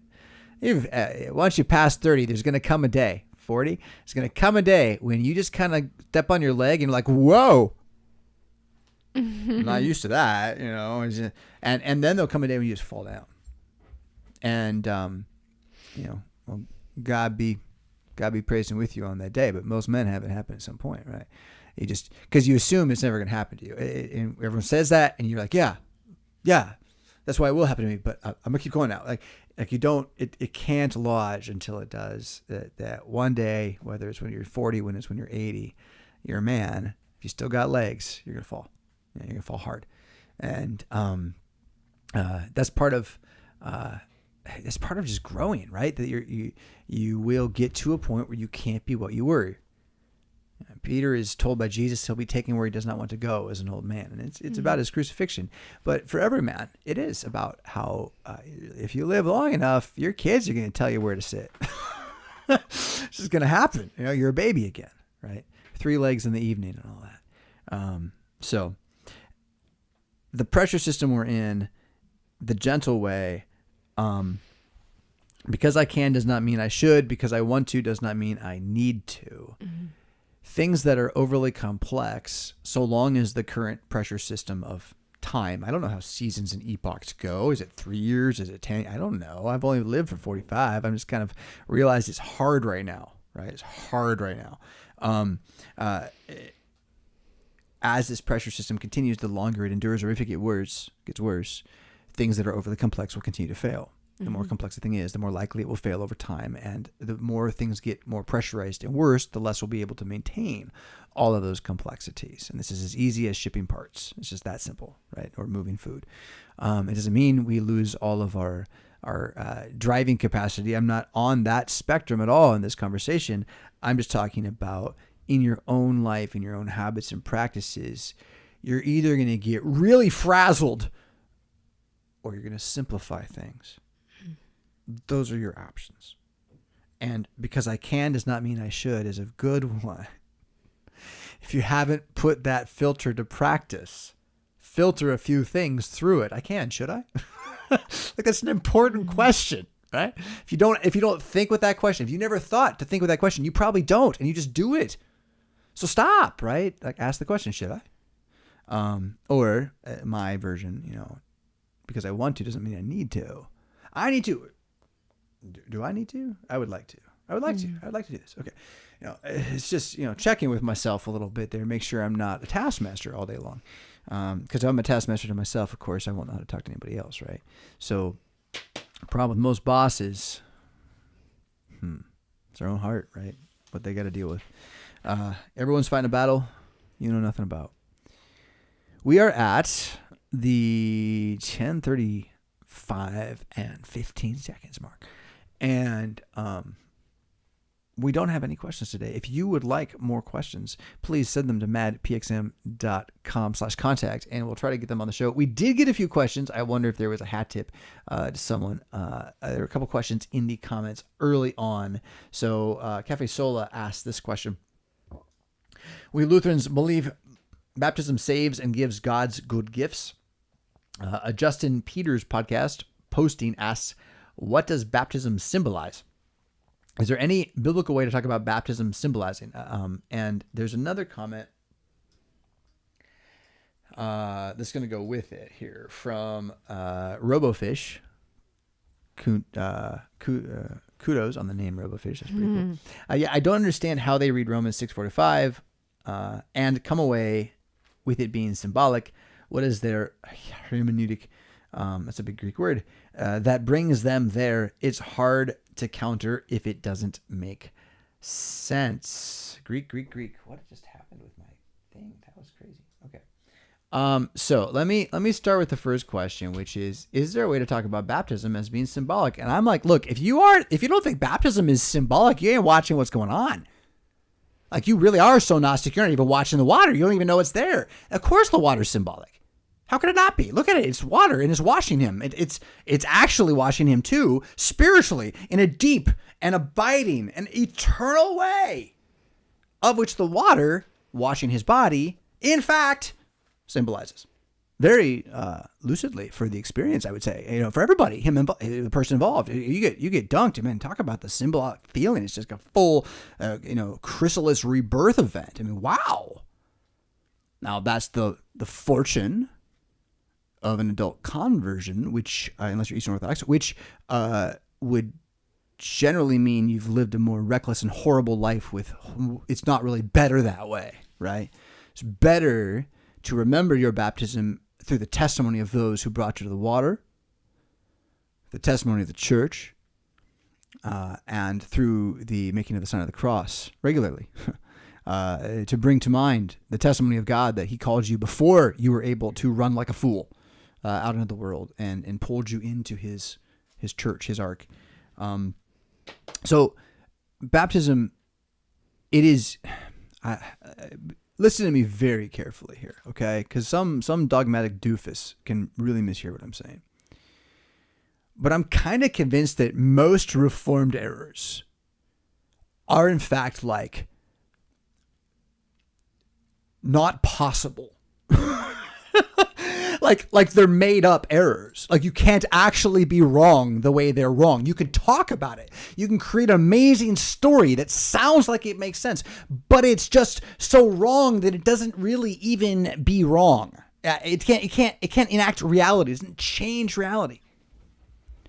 And so what the effect of this is that, again, I've said this other places, Lutherans, we've let a bunch of the language of the Bible be taken away from us so we don't sound like people who say wrong things with it. And if we just kind of maybe remember that their words will pass away and it doesn't matter that much, and like reclaim their words that aren't their words but are God's words, that could be some of the salve we've been missing in our own rusty wheels, Lutherans. So baptism is everything the Bible says it is, which includes symbolic. And I would suggest in both directions, by the way, because baptism is refractily symbolic because it comes from something which symbolized it before it came, which is the flood, right? And that came forward into baptism, which now does in fact symbolize the resurrection of your body, right? Like, is your body raised from the dead yet? Okay, then at the very least, baptism symbolizes your promised resurrected body, right? Which, by the way, then actually gives you the Holy Spirit through faith, which is not a symbol at all. Right. But to think that the symbol is not involved in the word, or that the word could exist without symbolics, is to not know what a word is, I think. That's a fun one to study. But, etymology, where do etymology, epistemology, and ontology all combine? Logarithmy, something like that. So I got curious about my own thoughts there. So I don't know how to come back from the trail I went on, other than, again, to suggest that the symbolic, evident picture of the experience of baptismal regeneration in practice, to lose that is to lose baptism, kind of. I mean, you're kind of missing it while it's happening, or like is it just a photo event? For a lot of people, it is. Just, it's an event. It's an event. Like, it happens. I take a picture, and now I know it happened. But there's not like I'm going to work up to this. I'm going to remember this through like visceral experience. The Holy Spirit's going to be active on me in this day. And, the words that I pray and read this day will matter more, because of my children, for my children. I will devote myself this day. That's not pietism. That's just desire to be near God, right? That's just hunger for the Spirit, seeking righteousness. So, recovering the symbolic value of baptism as a whole. And then one will have to ask, I suppose, then is the Lord's Supper also symbolic? Well, when we all drink from one cup, it sure is. Oh, what do those individual cups symbolize? That's my question. That's actually my question. More than like, is there wine in them, or is there drink in them? I am ready to accept the dogmatic position that there's in fact Jesus' blood in the individual cups. But what indeed does that symbolize? You see. So trying to escape symbols, that's weird. That's weird. I'd call that Grecian Gnostic modern voodoo or something. And it's in the water again. It's what they've trained us to be as TV thinkers.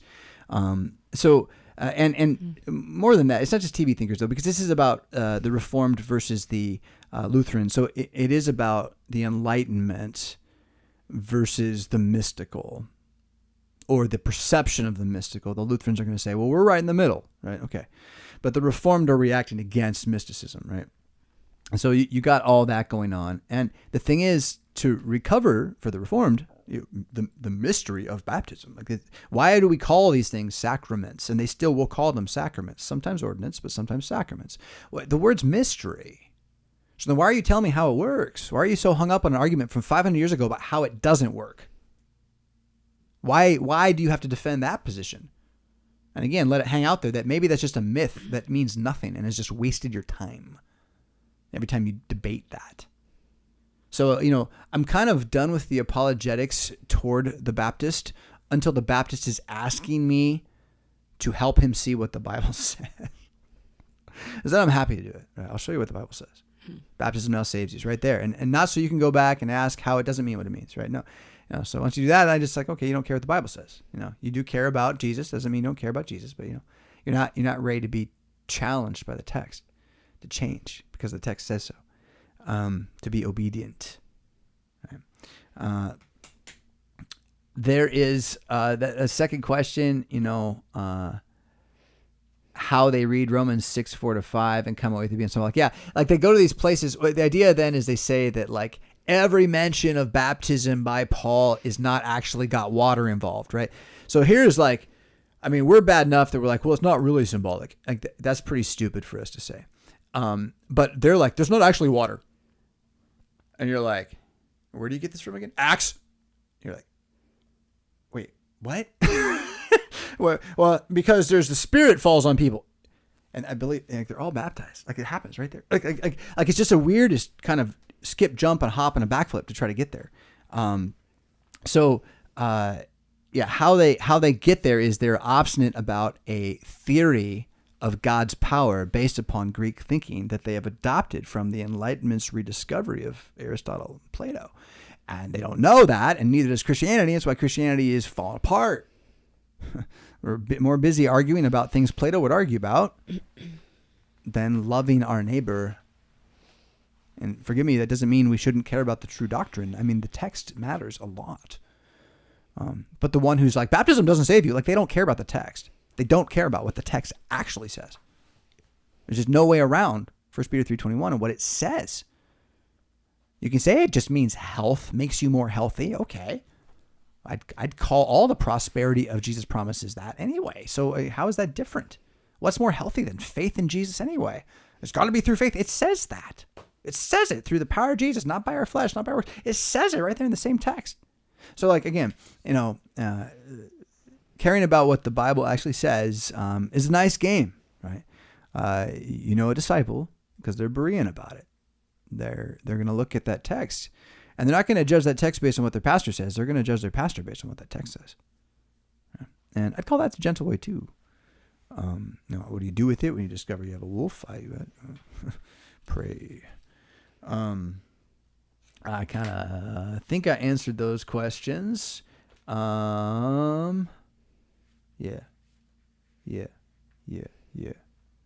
Scrolling down, a little more just conversation. All right, so we'll leave it there. Yeah.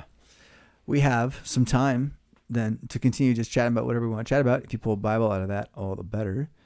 Yeah. Or I mean, you're looking at something. So do you want to talk about what I you're was looking at chapter 6 of Romans, and continuing to think about the meditation that I've been doing on Romans. And it's interesting because recently in church we read through Romans chapter 8, and the introduction was, my wife has trouble with understanding this chapter or something. Oh, that's great. And it was funny because it was like it was such a boast about how precious you are that you would go and read a chapter and study it. So that's how I meant it. It's funny because though I read through that chapter, and it was like, that's like one of the easy chapters. Chapter 6? 8. Oh, 8, yeah. No, I mean, chapter 6 still has some of the he's running in a circle. It's and the language. All it is his mode of expression that I have trouble with, because I'm following, and then he'll say something, and I'm like, whoa, wait a minute. Am I following? If you don't write understand your average sentence with 3 to 4 commas, then you will have trouble thinking like Paul. Paul's thoughts are 3 to 4 phrases or more, sometimes 7 to 12, somewhere in there. And he will be so astute that he will use those thoughts to go away from his main topic for like 7 phrases, not explain what he said. Right. Come all the way back and then go on. And if you just read the 2 verses that are the continued thought, you could read it without the explanation. But what he did was he just like cut off somebody's argument with like super kung fu. He was like, bah, bah, bah, bah, bah, you can't even talk. And he came back and went on. And it does make for tough reading. It really does. And there are these beautiful sentences, these beautiful poetic flourishes. And then there's these moments where you're like, what is... And, pastors are supposed to be trained to have answered those questions. I think you as a layperson can answer them. It requires breaking down the sentence structure a little bit. You have to note the argument he's making. So what my goal had been as I read through Romans this year, is to be able to close the book and tell somebody about what I read. Like, I just read a book about growing peonies in Alaska, and you have to make sure that you wipe them with a cotton ball because there aren't this certain type of ant to spread the nectar around naturally like they do down in the lower 48. Okay, like that. Why is that hard? Not hard. It's not hard when you understand. But then if I go to chapter 3 of Romans and I read it and I close the book, okay, that was about a lot of really intense stuff. Yeah. And I got from it that I'm no good. That is largely what it's saying. But there's the end where it does say there's another righteousness that's yours, and it's pretty important. And it is. And so to be able to pull all of that out and to be able to articulate Can you imagine the book of Romans reformatted so that the paragraphs are where they should be, the chapters are where they should be. Forget chapters and notes, right? Spacing so that arguments are clearly laid out. In a nice little volume that's like leather bound and only 40 pages. I mean, oh, what a dream. Yeah, I'd love for Dark Shore to get there someday. It really is. It's been in the back of my head a lot of times, and also smaller bound volumes that are maybe 4 or 5 books intended to introduce someone to Christianity, Right. Proverbs, Romans, John. Right. Which books do you put together that will, do a bunch of them, with Romans and Hebrews. I CPH. found reading Hebrews alongside of Romans has been super helpful. And I get it. Hebrews, we don't know who wrote it. And so it's kind of on the fence and we're like, should it even be there? But no. It's so good. It's so good. And it's such an easy project. And I'm going to say it again. Hey, CPH. I have no idea who's in charge of CPH now. I don't know if they still man the internet to make sure no one talks about them in negative ways. But let me say, you want to talk about things you can publish every year. 4 books from the New Testament in different orders with art, nicely bound, sounds like a pretty simple, easy one. You've got the copyrights already. All you got to do, I mean, you've already got all people on staff. Do it, right? It's free. I gave it to you. Do it. I'll do it with mine someday if you don't. But I'm not against anyway. Rising tide lifts all ships. That's Dark Shores theory. Please continue.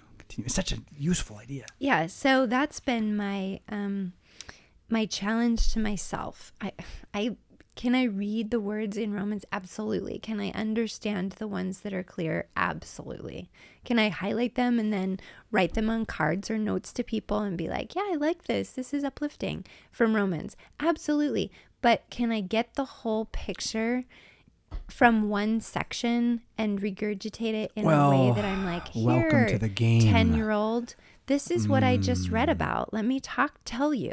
Yes. That I can do, but it's taking me a lot of thought. It's the only way you're going to regurgitate it to a 10-year-old is to go verse by verse, because even if I were to summarize what chapter 3 says, I would skip a bunch of stuff chapter 3 says. So if you really want to have all of it, we'd have to go back. And we really have all of it, you're going to have a teacher, a study guide. You're going to discover there's more. You really have all of it, you got to look at the Greek. There's where your work begins. Oh my, what a playing field. So you never really get what you're after, I think. And yet you're really just after the framework of the book. I am, because I want to be able to say, wow, I'm struggling with this thing, this thought, this emotion, this trial in my life where this person came to me with this struggle. Oh, here, let's go to this chapter and read about this because Paul talks about it there. So, and that will give us a framework. I got a solution for you. This is what any lay person can use a theological commentary for. It's just called the outline. You go to the commentary that is recommended or trustworthy. If you're near Concordia Fort Wayne or Concordia St. Louis, you have a library at access to you. Go check out the Concordia commentary, they're blue, on the book that you want to know about, and just make photocopies of the outline and use it as your study notes, and you will understand the book in one sitting. You might be wrong where they're wrong, if they're wrong, but it won't be that far off. You'll be caught in the text. You'll be like, that seemed like it didn't fit to me. Like they said, it means this up here and this here and that. That doesn't fit with all the things they said it meant. So why are they thinking it means that? Oh, and so there's always room for that. But yeah, what a place for wisdom to grow. What a good idea. Well, do I say thank you to that? Is that a good idea it's your for idea. me? I feel like it's your idea. I shared it, but you were like, yeah, like you already had the idea and have done it before. So that would mean it's your idea. So, well, to go to a commentary. For the outline. Yeah. I have to admit, I do benefit from living with a pastor, and having all of those resources. Your local congregation has a library. If it doesn't have at least one volume of a commentary on each book of the Bible, you are right to ask your elders, why do we have a library? Oh, at your local congregation. Every single, wow, I don't know. Every single local congregation public library has a library. Almost, I guarantee it's in a corner. It's neglected. One or two people take care of it. It's filled with Christian romance from the 80s and 70s. But it should have one commentary on the book of Galatians. Luther should be there on Galatians and Romans, at least, right? So, I'm just talking repristination here and like our heritage. Like, you don't have Luther's commentary on Galatians in your church? Oh, actually, I don't know that we do. We do have Augsburg Confession, so. Yeah. Well, and that's maybe why why Lutherans like Romans so much, is that Luther did have a commentary that he wrote, and so it's like, oh, it was a big impact on our dogmatics. Yeah, the structure of our dogmatics and our soteriology is out of Romans, and so Pauline soteriology is there in Romans, but it does not talk the way John talks. Right? There's a same soteriology, but a very different semantic. Yeah. So I was reading because of the question that we were asked about Romans 6. At the time, I didn't remember what verse it was, so I just read through the whole chapter. And I really appreciate what is said about baptism, and the question being baptism as a symbol. Can we speak of it as a symbol ever? Is that okay? It would seem, your response of like, are you listening to anything? Like it Well, but that response might get me in trouble. It's very not makes- Lutheran. Lutheran, I believe we were taught directly that you can notice a symbolicness. It's there, but it's not good to talk about it. It's well, sort of what it's we were taught. interesting that you would come to that conclusion as a Lutheran who loves Romans when this is what Romans 6 talks about with regards to baptism. I mean, it's definitely talking about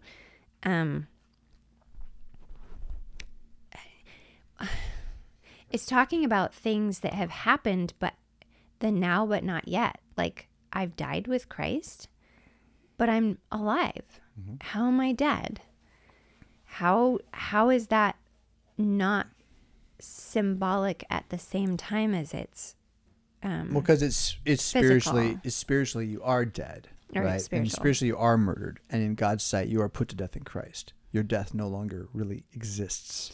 And so, though, as a human that's breathing and going to sleep and waking up each morning, like, how do I turn to anything to give me assurance that that actually happened? Well, I have to go to the fact that, or the symbol, like the sign that I was baptized, right? Well, we definitely call them signs, right? But they're not only signs. And the whole thing is us always hedging against the Reformed, who, again, enlightened Gnostics who will pass. Their errors will pass. But we're hedging against them because they always want to say, we agree with you. Or just don't agree with you, but we agree with you and it's okay. And we're all the same. And we're like, on the Lord's Supper, we're pretty sure this is about the incarnation of Jesus Christ. And even though you don't know that, so it's not going to harm your faith, it's not good to abandon incarnational theology through sacramental error again. And so while you mostly agree with us, you actually do not in substance agree with us. And the question is, if a Buddhist comes into your church and steals the Lord's Supper during the distribution, what do they get? And the Lutheran answer is Jesus, to their damnation eventually. And the Reformed answer is nothing. They don't have any faith. And if you don't say nothing, you don't have any faith, then you're not really Reformed. You're a Lutheran. You don't know it. So, so get with yourself a little bit. Signifying sign. So the Reformed use the language of sign to talk about the Lord's Supper. They use the language of ordinance to talk about the Lord's Supper. So Lutherans have retreated from that language. But you know what they use to talk about the Lord's Supper now? Sacrament. They use it. So, and when they say it, they mean what we mean, and they don't mean what we mean at the same time. And so, at a certain point, we have to recognize that all the language that they're using is the way language works. This is actually an argument about linguistics. What does the sign signify is how you know a T is a T and an I is an I and a I did is not a you done. That is signification. There's a signature to what letters are, right? So trying to say, well, that language doesn't have any impact on our reality now is like, well, our whole history is built of this language. These are the roots of how we talk. And so, again, what Lutherans have done is they've cut off their nose to spite their face. They've refused to use language that's biblical and reasonable out of concern that it not only will be misunderstood, we're well aware that it's misunderstood and mispromoted as false. And so we try to say it in a way that can only be true. And I suggest we stop taking ownership of other people's lies and say what is true and let all of our truth resound rather than try to have all of our truth boiled down to one way of saying it over and over again that no one can get wrong. Because that's anemic, effectively. I mean, is what it's done to us. So, the symbol side of it then, we Lutherans, we call the confessions our symbols. And we insist on calling them our symbols, and it confuses everyone, including seminarians and pastors who don't know what that means. But it comes back to what the word symbol means. Now I haven't done the Greek etymology on it, and I want to, but sim is going to be kind of a with symbiosis kind of thing, right? There's a withness there. I wonder what that bowl is from. But the substance of symbolism is to have one thing represent another thing. Right? And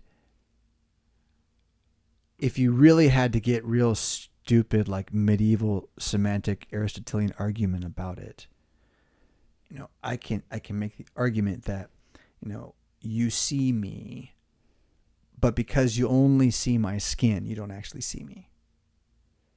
More of me you don't see. Right? And so you only see a symbol of me. I could make the argument that, in fact, you don't see me. You have electricity in your brain that simulates sight, but you don't see anything. Your eyes are taking in light, and you call that seeing. Right? This is how deconstruction works. And you can do it, though, and there's something to it where it sort of seems to make sense. But then that's what you do when you're like, well, it's not really Jesus. It's a symbol of Jesus. But they're the same. I mean, how can you not be a symbol of yourself? How can you not be a symbol of you? You are in yourself symbolic. That you're built to be the image of God. That's a symbol, right? Identity is symbolic. Inheritance is symbolic. Everything is, and the fact that we talk about language is founded on symbolics. I make an onomatopoeia, and it means fart in caveman, right? So like language came about somewhere between that and God speaking to us and us being given the ability to like, wow, repeat that and genius goes forth, right? So that's where it's like, if we have to reject that it holds within it a symbol, then it is hard when you have that moment of doubt to point to your baptism. That's, I guess, what I'm struggling with is... A symbol is something that means more than what it appears to be. Yeah. In one way, it's like the word sacrament. It's just we've decided that we don't like that one because some people use it to mean not what the Bible says. And the problem is that means they're saying it doesn't mean what the word means anymore. And so if we accept their ruining of the word is lost to us within our own framework of understanding. Yeah. So we must recover it. And again, I'm going to suggest to you that symbol is a biblical word that cannot be lived without. That involves linguistics again, how the present is forwarded. The Son is the symbol of the Father. That is the essence of man, woman, and child is family too. The symbol of family and community and procreation and life and earth, and all these things. Archetypes, types, categories. There's no difference between a symbol and a category. A category is a symbol that's a word. I mean, and I think you could quibble if you want to quibble about like a grammar book or something. Yes, but in the way that information actually functions, there's not a distinction here. And by simplifying it, by recognizing that they're not really operating differently in these categories that I'm putting together, you get freed up to say what you mean quite a bit. Yeah. And again, hey, sonsofsolomon.net, just read the Psalms out loud in the name of Jesus and pray the Proverbs out loud in the name of Jesus. And guess what? This simplification can be yours too for free. It's a gift in the name of Jesus Christ, not just held by us. Check it out, sonsofsolomon.net, Daughters of Wisdom for the ladies. Yeah. There was a reference you made to 1 Peter, and I don't know what chapter it was off the top of my head now. Trace 3. Okay. Without the rolled R, because I can't. Oh, there it is. Sadness. So I was a little bit confused because I'm reading along and I'm great. And then all of a sudden, verse 21, 1 Peter 3:21 says there is also an antitype. Yes. And what is... It's a Greek word. That New King James. supposed to mean? Symbol. Oh, it's a symbol which fulfills. Anti? And this is the reason that they take this out of the language is because everybody in modern English thinks anti means against, and therefore means bad. And it does mean against, but against doesn't always mean bad. Only if you only conceive of yourself and the word against is the only thing it could ever be. Like against is defined by how it relates to me. Then against is always bad. Welcome to America. Okay. But against just means distinct from, right? Different than. So the difference between a type and an antitype in all ancient discourse and all discourse in German and all discourse in English schools up until the tube ruined our ability to talk. Okay. Type and antitype, this would just mean kind of like symbol and fulfillment. Okay. Shadow and thing which casts the shadow. So the antitype is not bad, it's good. The antitype is not less, it's more. The antitype is what you're after. But we're all like, Antichrist? Why would you be... No. Antitype. It's different. But you said anti. Welcome to English again. Rootless. Babylon. But antitype, it means the fulfillment, right? The thing which is here that is like that other thing, only more. So whereas the flood killed everyone and saved 8 actual people in a boat, Jesus, through baptism, which includes his death and resurrection, and is in fact his death and resurrection by water and word in you, Jesus saves everybody through the water that both kills and raises you. So just like the ark going through, he has already gone through the grave and come out again on the other side. Now you take, eat, this is my body. Look at that. You're in his actual ark physically. How could you ever not live forever? Of course, if it's just symbolic to you, that is strange. I mean, my favorite part about the symbolic part is this, right? Let's think of it. Which one of their arguments is always, well, do you think Jesus is a plant? Because, he said, I am the vine. Do you think Jesus is a door? See, you stupid Lutheran. And the fun thing about that one is like, okay, you're so smart. You caught me there. Yeah. I thought Jesus was telling me he was a plant when he said, I am the vine, you're the branches. And they're like, see, it's symbolic. It's like, okay. But by that, they mean he's not the vine? Am I supposed to think he meant I'm not the vine? Was that what he was saying? Or are you just bringing up a stupid argument in the middle of something else? And so let's just apply that it's only symbolic to all the I am statements. I am symbolically the resurrection. I am symbolically the way. I am symbolically the truth. Wow, did you just gut the gospel or what, baby? And that's what we're saying about the Lord's Supper. Like, hello, Reformed. Wow, you thought it was funny. Oh, is Jesus the door? We're so smart. No, you just said Jesus is not the shepherd. He's only symbolically the shepherd. Are you an Arian? That's the Chalcedonian controversy, isn't it now? And Lutherans, we love this, but we never, when I talk to a Reform guy, you guys won't listen. You won't even listen. It's not even a conversation. You're so busy telling me what I don't know that I know because you've told me. What? Right? But what you don't know is that you, symbolically are rejecting Chalcedon. And Chalcedon being a symbol, actually like the confessions, in the way the word really works, by the way, just to bring it all home. Don't mess with me. I'm a ninja. Not really. But I do know a little tiny bit of jiu-jitsu. Enough to take a couple of weeks off from a hurt shoulder. I love this. That I go guns to the wall 2+ years of jiu-jitsu as a 45-year-old against 20-year-olds. And I get hurt a few times as I come back. But the thing that really is going to knock me out of potentially forever is one afternoon I decided to throw a football as far as I could for my son. Not because he asked me to, just because I'm that much of a man, right? Like, and I'm not saying this in like the wise way, right? I just was like, watch me now. And I got this sore point right there. I don't think it's the rotator cuff. Brings up, what was it? Reflexology. Foot massages are good as a tangent, but what a life, Meridith, that we get to live. Yeah. Symbolism and 1 Peter. So the power of 1 Peter in the grammar, after you get over the fact that it says baptism saves you and you're not going to make it go right away, is then when you go into it and you try to figure out how it doesn't mean what it means, you find out that it calls the flood the symbol. Well, I think, and I was looking at that, is it the flood or is it the ark? Because it says also. It's the flood. It's the flood. Rules of grammar. There's like, you get into the Greek grammar and there's like ways to be 80% certain. Okay. It's the flood.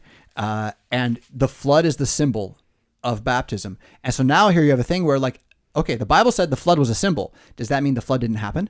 No, that's not what he's saying. The same guy's going to make it very clear that to be faithless is to forget the flood. Like that is one of the first signs of faithlessness. I think he mentions it in both books. So like, he's not saying the flood is symbolic because it didn't happen or because it's not real or because it only represented God's wrath or something like that. So this idea, this argument over it's symbolic. It really is like only a Gnostic, only someone whose language is more important than reality could even believe that argument. Because they don't know enough about how words work in nature. They're too busy living in a made-up world of which they think is functioning. And again, this is the whole white nose issue. if you're living on beamed in information, you're not even as smart as the people who are living on nothing but books. And the people who are living on nothing but books were still able to dupe themselves with a Gnostic distinction that didn't exist, that convinced them Jesus wasn't even present in their churches. And I wrote a whole book about this. Yeah, it's called Without Flesh. And you can find that. It's about the Lord's Supper, and it's about the Reformed Lutheran argument and debate and how we're not as far apart as you would think. So let's all believe what it actually says and stop adding equivocations to it. And what do you know? We're little c Catholics. Then we can work on the Antichrist and reform the church. Oh, I believe all that stuff too. Meeting the Pope, not, yeah, all that. So there you go. That's me on symbolizes. I love how reliable the roots of English are when you dig for them, but you must kind of believe that English words function differently based upon their root system and their history. Mm-hmm. So if a word came in with a certain other set of words at a certain time, it'll have greater or lesser sway. And this isn't so much like you hear that word and you're like, why'd they say that word? It's more just you'll either hear the word or you won't hear the word. Like it'll move you more or less. It resounds, right? And right now there's a cacophony going on where it's just less resounds. Like no matter who you are, you're meeting someone from a different tribe, it's harder to understand each other than it was. There's just more voices. So I was going to go somewhere that the words we use, English words and the roots, the big distinction to seek right away is the German Latin distinction in English, because German is action, Latin is thought, almost always. Latin's more Platonic. It just is. German's more Hebraic, which you could call it Aristotelian maybe, but that's not fair to Moses and Solomon at all. But German is more like that. It's more of an earthy language. It's more active based, which is they don't call it feces. They call it, I won't say it. It's in English and it's an action, and you're not supposed to say it because it's dirty. So German's also dirty in English, and Latin's clean. And this has to do with the Norman conquest of England and a bunch of other things. So the first thing then to see is your German words are actually better words, though. So the Latin words, they're all about thinking about stuff. Like if you're not literate, if you're talking to someone who's not literate, which is most people, well, then your Latin doesn't get across as much as your German does. German English just goes across faster. It's simple. It's good. It is good. Yeah. So German is good. That makes me think back to my Romans quest. And my quest in Romans is to speak it to somebody who doesn't have a foundation in Christianity. So I have to strip away all of the words that I just take for granted that everybody should know. Yep. Got to show the frames. And got to show the outline. So then you speaking about how German is closer to our way of emoting today or communicating today, I think, well, then I should go to Luther's Romans commentary and figure out what Luther's a trained Latin scholar, so but he'll speak very directly. That's what people like about him. You can still read him. He's very direct. He's right at you. Doesn't hold back, and it's usually about the Pope 25% of the time. So just skip those sections. Well, that's frustrating. Okay, it can be a little bit, but it's really good when they said it at seminary. Luther needs an editor. Hey, CPH. What they're doing at CPH is they're translating all of Luther's works, which I appreciate. But what would be really valuable is to take Luther and to edit him as if you're writing him, to ghost publish as a secondary, and pull out some of the eternal references to things he said already in this sermon about not the Pope. Well, I mean, and there is a wonderful theologian that is working on things like that. Oh, that's good. More. More. Oh, yeah. Amen. Yeah. Martyr's Faith is part of that, right? I think so, but the one that he self-published in Take Thee Our Life is absolutely like that. Straight Luther, but and shortened. He takes Luther and then he explains Luther. So it's just, you get that much more of an explanation. A little meditation and a deeper, on it, which is good. Deeper understanding. I'm thinking along the lines of just straight Hemingway Luther. So you just, Hemingway's theory of editing is just cut it. Just cut it. Did you stop to look at it? Cut it. Move on. Cut it. You did enough. It's okay. It won't get so short you can't publish it. Just cut what you got. And if you did that to Luther a little bit, he'd be just sharp. He'd be so sharp. Yeah. He'd speak to right now, and you wouldn't have to explain him, which is kind of what you're getting at. And what I'm getting at is that German English is better for explaining things to more people at the same time than Latin English. Latin English will be better for high-end distinctions that deal with technical, complicated things that may or may not even work or be real, because there's a lot of made up, splitting hairs and things. Important in this discussion, though, is to understand that within Latin, you then have Greek. So we have a lot of Greek in English that comes from Latin, effectively, through the Romance world. And we have some direct import too, but not really. The Greeks didn't rule in England, right? Like that language wasn't in charge ever up there. It was old Proto-French and Norman. Norman is what it was.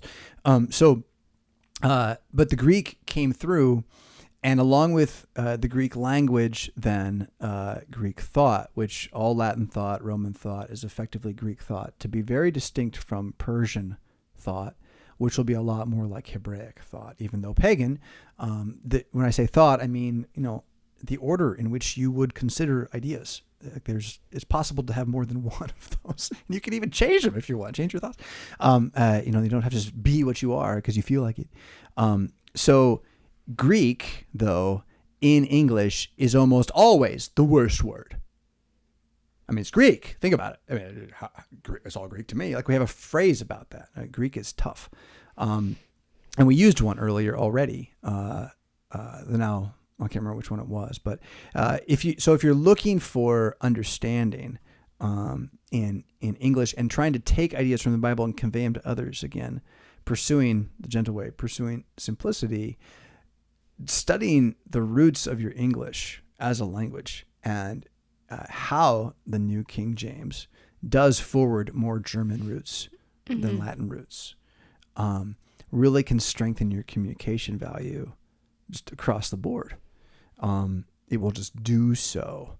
Doesn't get rid of the ums if you're listening, but it does give you a power within the English Babel that it really goes outside the tribe too. It's not just a matter of people in my tribe. I've discovered that outside my tribe, the Germanic simplicity is just there, and it's a way of thinking and being too. So I can still go into my high-end arguments if I have to with my Lutheran dogmatics, but to think in those categories daily, that's a lot of work, man. That's a lot of exhaustion to keep up that kind of mental capacity when it is good is good enough most of the time,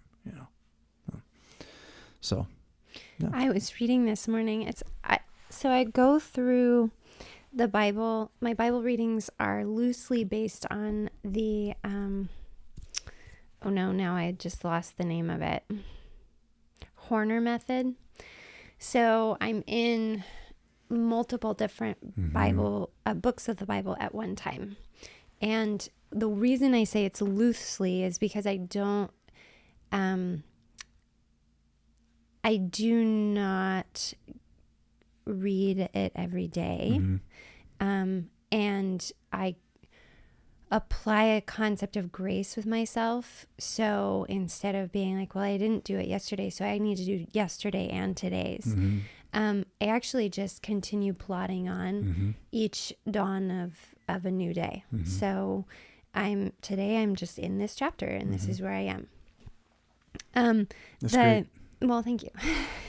I've done a similar thing. I staked out 5 spots where when I get to read, just to read or just to study with no other agendas, one of those 5 spots is there. And I got a flag there. Right. To find it. Yeah. So the beauty behind what God ordained for me to find today was that I got to read 1 Samuel 21, which the title in the New King James is David and the Holy Bread. And then I went over to John, and I got to read John chapter 6, which is all about Christ feeding the 5,000, I mean. I am the bread. And then the bread from heaven. Yeah. And so that was a beautiful tie-in that I actually didn't even think about as I was going through it until I went back and looked again at what I read while you were talking about something else, because I was like, that what you were saying this morning reminded me of some things that I read. But my question for you right now, or my desire right now, is to kind of go through this account of David and the holy bread, because there are some things in it that I find beautiful. I find they show the heart of David that that I myself want to emulate. 22 or 23? 21. But then I'm also a little confused by it, because I see some of maybe the sin, the humanity of David. Interestingly enough, so after this account of him and the holy bread, it's David, the heading is he flees to Gath, but then there's David's 400 men. So Christ feeds I guess it's 5,000, not 4,000. I was thinking it was 4,000, but these different overlaps of David and Christ are wonderful. So my question is, he comes to the priest at Nob, and the priest says, "Why are you alone and no one is with you?" And in verse 2, David answers and says, "Oh, the king has ordered me on some business and said to me, 'Do not let anyone know anything about the business on which I send you.'" So like, blatant lie. He's running from Saul, right? Am I wrong? Like, he almost got stabbed with a spear. And then he and Jonathan make that pact. Jonathan finds out, whoa, not safe, go away, leave. Saul's totally jealous. And you hear, and David's like, well, you know. I was going to get the priest killed too. My foster father and let's go one more though. This isn't just going to get the priest killed. It's going to be used by Jesus to justify everything he does. When he's accused, on what authority? His Bible verse to prove on whose authority is, well, David did it. So what a passage, Meridith. What a passage. So what a passage. Reading through it as a human person, I look at it and I go, wow, that's really beautiful that he doesn't go and tattle. He's not like, oh, priest, you don't even know what a terrible king you serve. Well, I think he's protecting the priest, actually, if you think about it that way. He thinks he's protecting the priest. I see. Ignorance. Okay, because I thought and that's he where, was speaking... really, does David get these priests killed? No. It is Saul's ridiculous, mad wrath that gets these guys killed. And so, you know, there's this story is complex, and you're into it because it's complex. That's what's tasty about it. You see the humanity at work, and you see God's providence, his fortune, his good fortune for us, his grace, his kesed at work. And you see a text that definitely calls for wisdom, because if it's sort of like, well, David did it, so I should do it just the same way, that's not what Jesus is saying. Mm-hmm. That's not what Jesus is saying. He's not saying David did whatever he felt like, so do whatever you feel like. Jesus says, David understood what it meant to be the Christ. Mm-hmm. That's this story. David is the Christ. And he is the Christ in pursuit by the Christ, who is an antichrist, although he's not. He's the type, and David is the antitype. But, you know, Saul is also put there as an anointed one, whom God will remove. And David's entire faith is built upon believing that God will make him the one to stand in the place of Christ. But he has been christened. He has been anointed. It is already done. Okay. And so he's acting as the king right now, too, in one way, right? And I think Ahimelech full on knows this. So let's put that into the story. Ahimelech is waiting for the reign of David. Mm-hmm. That's why David goes to him. Right. Okay? And and now David lies to his friend, which is where I'm going to say that no matter how it works out, David's intending to protect Ahimelech and these others from Saul being able to accuse them of helping him. Right. Because then later you can see when Saul comes to him, to the priest, he asks him and he says, I did not know. Mm-hmm. Right. Because he didn't know. That's exactly right. And it doesn't stop. And Saul is so paranoid, untrustworthy, that he doesn't stop him. But now to the question, though, I remember talking about this passage on Sharper Iron. Oh. Okay. So this came up on Sharper Iron way back. And I remember who I was talking to. And I remember his discussion. It was good because we both were like, Lutherans are having trouble with this one. And he called it a righteous lie. And I'm not sure I like it. I think, obviously, this is a complicated enough passage that we can debate it and come down on different positions with it. I don't like the language of righteous lie because there's no such thing as a righteous or a straight bend, right? There's no such thing as a straight bend. You can look at it this way, though. Who is David's true king? Christ. Yeah. Mm-hmm. Yahweh. Right. And then who is David? Well, he's the true king too. So the king has ordered me on some business and said to me, well, God, through Samuel, Mm-hmm. He's actually fulfilling sort of the Deuteronomic belief in the real king is God, and even the king is just standing in God's stead, and the real king isn't going to kill the Christ. Mm-hmm. It'll be Prince John and all that. I'm gonna say he's not lying, and that if we have a problem with that, it has more to do with our use of the word lie being more about typos and print culture mm-hmm. than it is about identity and truth telling. Right now, obviously, David's not showing his whole hand, right? But for all he's actually referring to God. Mm-hmm. Okay. In his heart as he does it that day, and knowing that he's referring to God as the king, knowing nobody will know what he's talking about because, well, no one believes, and that's why he's going to be made king, is because he believes that. Like there's every reason to see that there, and to still say he did that as a man to make something happen, and it didn't happen. He didn't protect them. God saw fit to punish Saul further with more madness, right? So, which isn't to say David should or shouldn't have done it, but see how he is in the hand of God the whole time, and how much then he eats the bread because he knows this. He knows he's in God's hand. So then explain to me what this holy bread is. Like, it's set apart for what? So when the offerings are brought to the priests in the temple, or tabernacle at this case, right, which is not in Jerusalem at this point, all the food that is brought, portions of that food are set aside to be destroyed, or left to be destroyed later. And that's the stuff that's like overnight in the tent, which I think some of this bread is, in fact. And then there's portions that are given to the priests, right, and the Levites, and that's how and they the Levites. Survive. That's how the whole system operates, right? Yeah. It is literally a pyramid scheme with sacrifices of bulls and goats to Jesus at the very top of this thing. He is the pyramid. So, Revelation, by the way.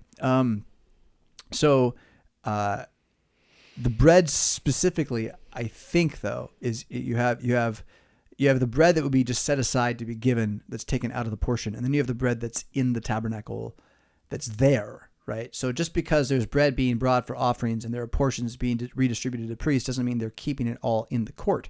They're moving that out as it comes in. It's being redistributed to all Israel. The Levites have cities they live in, and they're getting shipments of bread, right? That kind of thing. I don't know. How else did it happen? Someone tell me. But there definitely is bread that is inside of the worship atmosphere that is left there, and it's for Jesus. It's Yahweh's bread. Nobody eats this bread except God, and then the priests, when they eat it, to symbolize God. Okay, it's symbolized to enact God's religion is what they're doing. It was far more than symbolic. It is it's the action of the religion for them to eat this bread as part of the making holy of the people and the entire atonement system that leads up to Passover and Day of Atonement, all this kind of stuff. So that's aside from their portion that keeps them alive. Yeah. Okay, so that's the holy bread.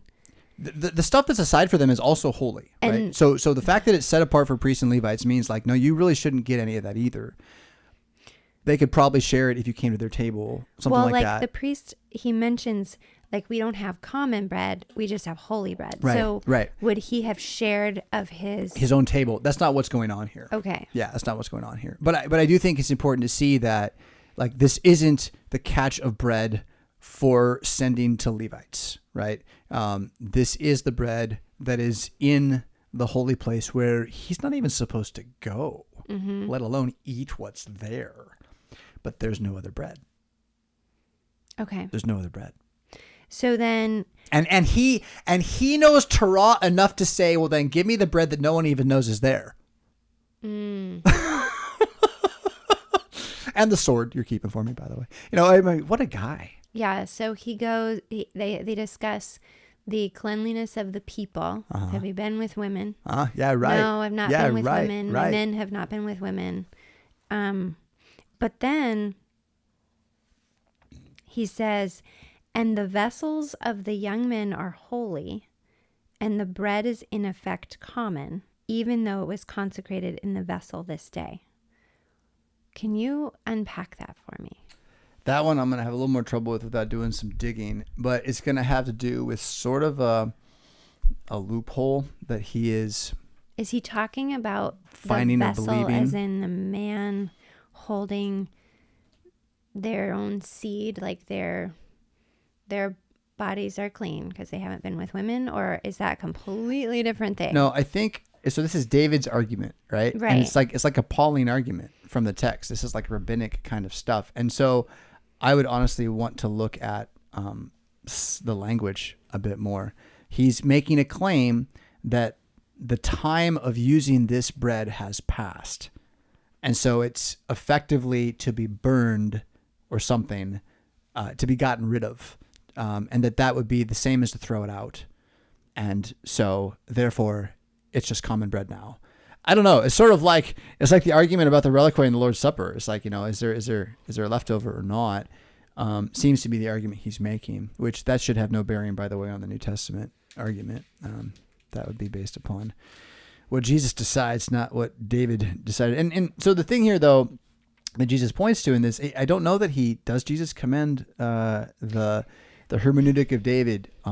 He definitely commends the right of the king to do what the kings do with his things, right? And David is claiming a type of ownership here based upon his christening, and understands the law well enough that he can instruct the priest in a way where the priest goes, oh, that does make sense. Yeah, it totally does work that way. So, you know, I don't know what that Hebraic argument is, though. You'd need some Hebrew categories, I think, to make it. Kadosh is the one I know, which is holy. And Kadosh is serious business. There's lots of layers to Kadosh. It's not just one thing. Right. There's layers to holiness. So if I just go and do the like basic reference Bible kind of look, they send me over to, with regards to this verse, 1 Thessalonians 4, verse 4.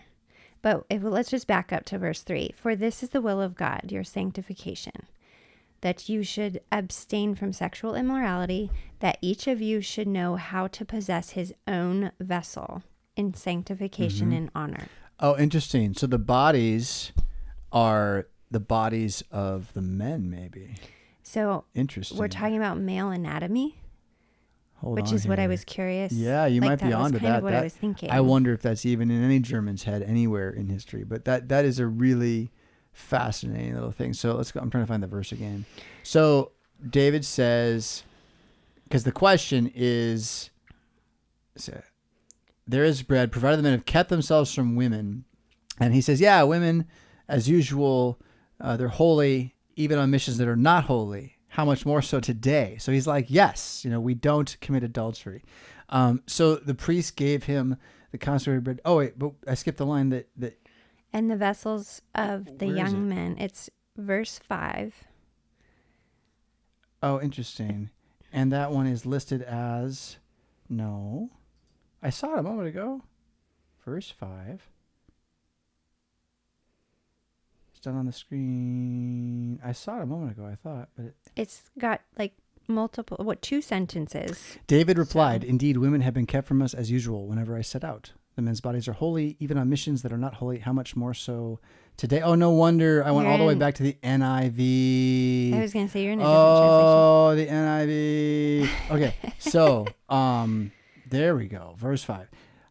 Women have been kept from us about 3 days since I came out, and the vessels of the young men are holy. Now, what did the NIV say? Bodies. There you go. Well, see. And how are these bodies holy? Well, by means of not committing adultery. Mm-hmm. Yeah. So it isn't about the bread being holy or the vessels with the bread was in, which is what I was assuming. Wow, I like that, Meridith. Nicely done. And the bread is in effect common. So that's why I was assuming it was about the bread. So then it also tells us to go to chapter 8 of Leviticus. But see, he does say consecrated in the vessel today. He's making a play on words.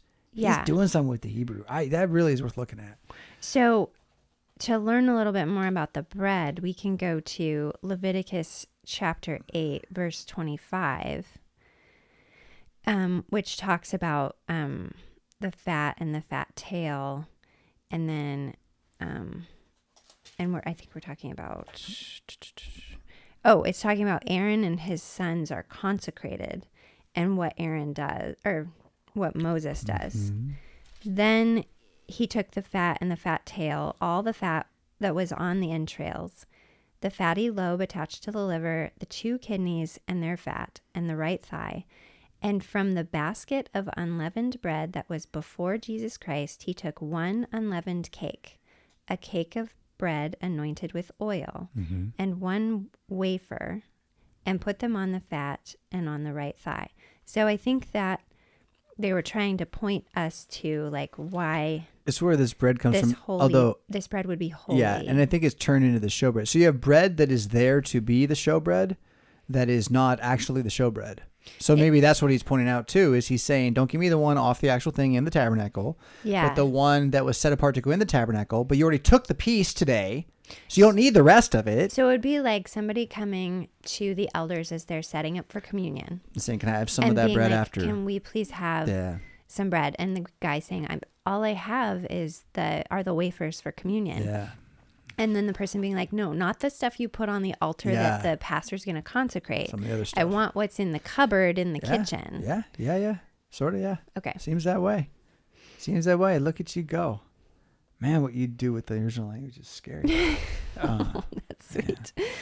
Thank you. Yeah. So then I turn over to John. Can you turn over our clock? It's not been kept up, but we are about at one of these hourglasses away. Oh, okay. It's not an I hour. was going to say we're at 1 o'clock already. One of these 20-minute hourglasses away from the end of our show. Okay.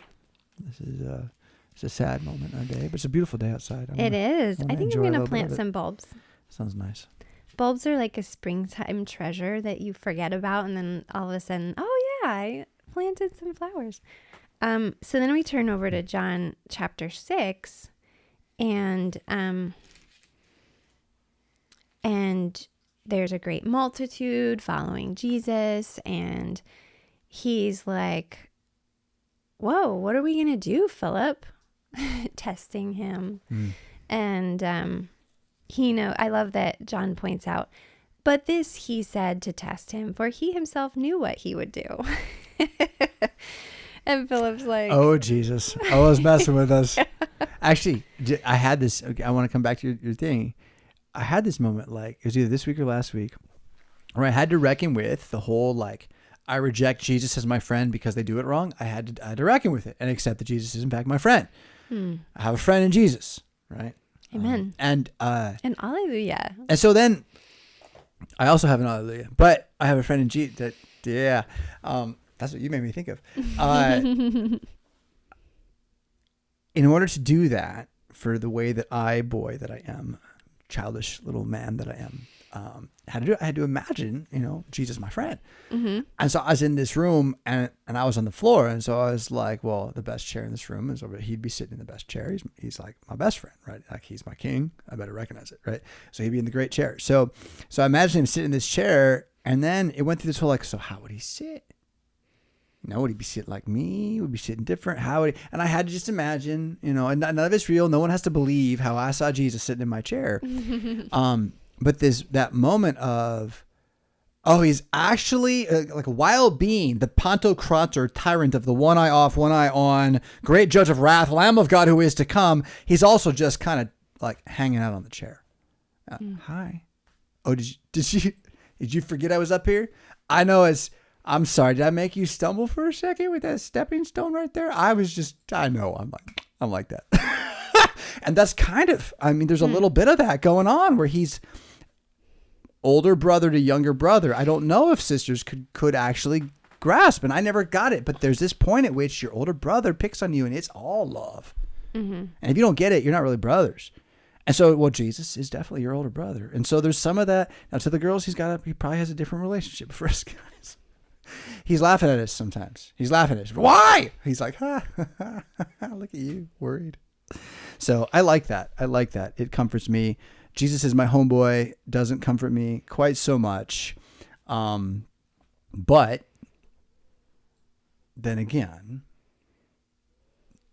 well, if I let the words mean what they're supposed to mean, yeah, he sure is actually.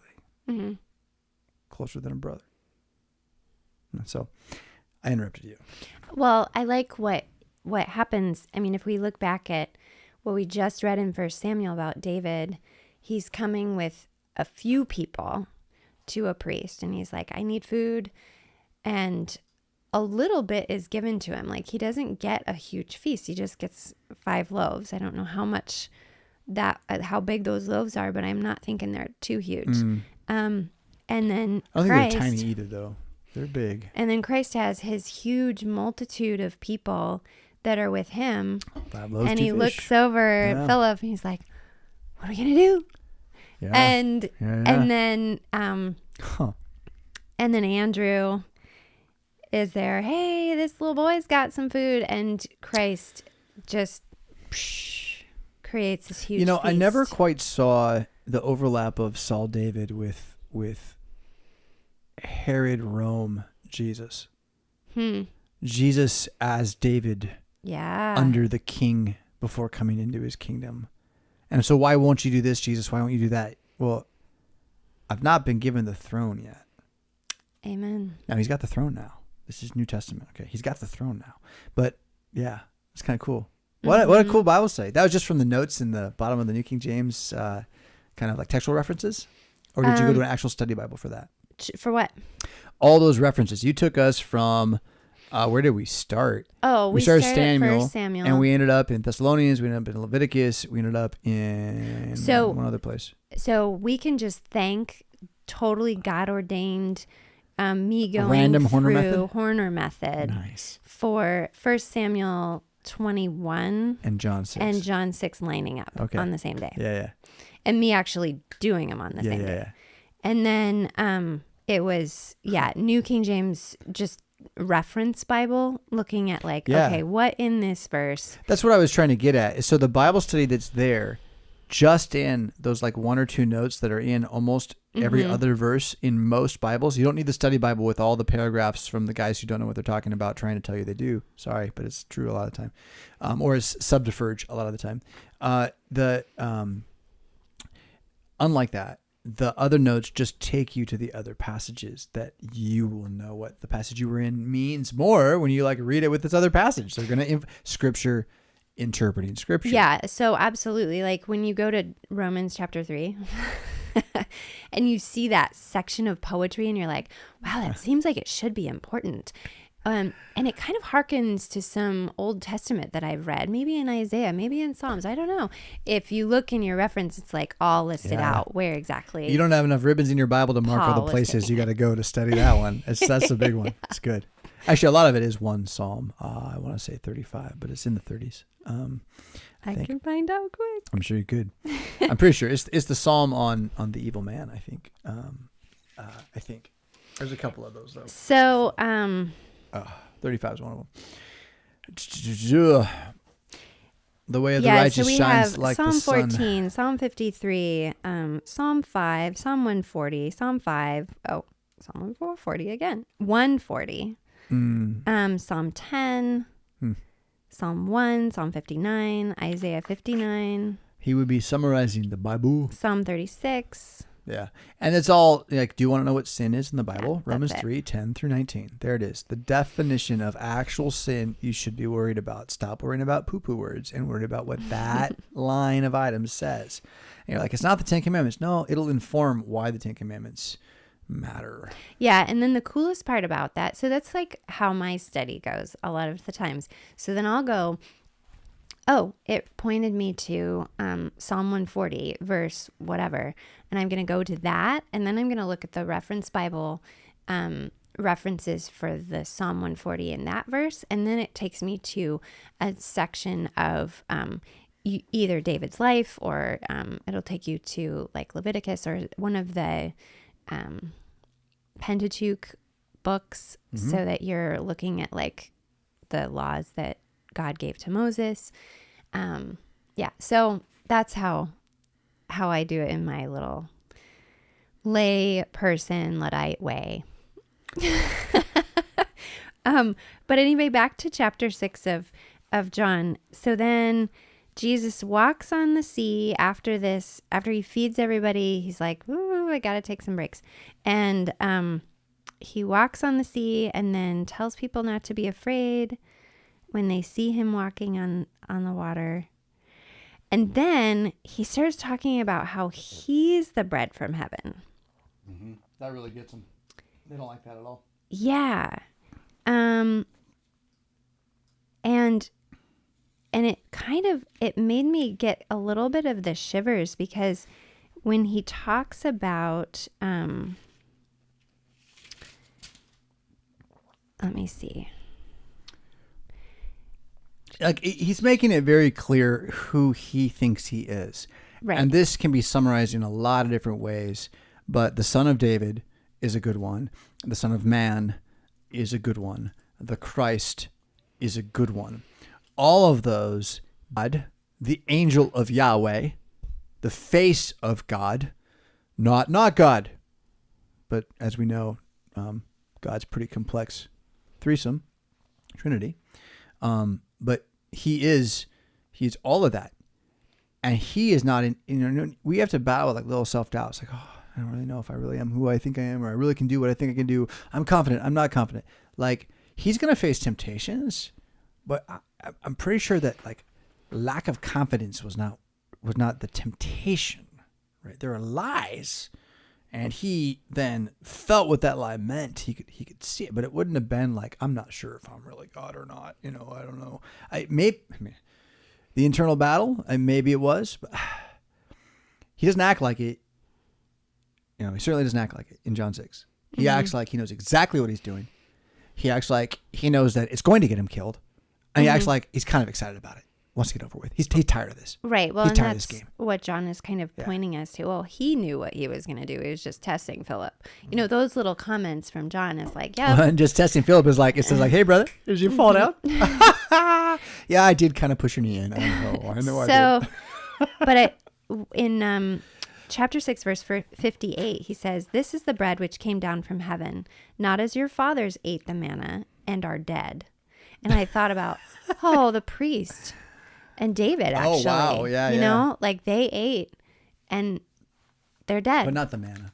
But they didn't. The Obviously, he's talking about, the time in the wilderness where he specifically put dew on the grass and it turned into this, what is it? And the people ate it each day. Mm-hmm. But that thought of like, that look at how David, anointed by God, so baptized man of God, was provided for just enough to keep going by God, specifically his priest. And then here is God, here is Christ feeding people to satiation where there's extras. And he's saying, now look, we've got more than this that I'm giving you. Yeah. I have myself that I'm giving to you, and you won't even die.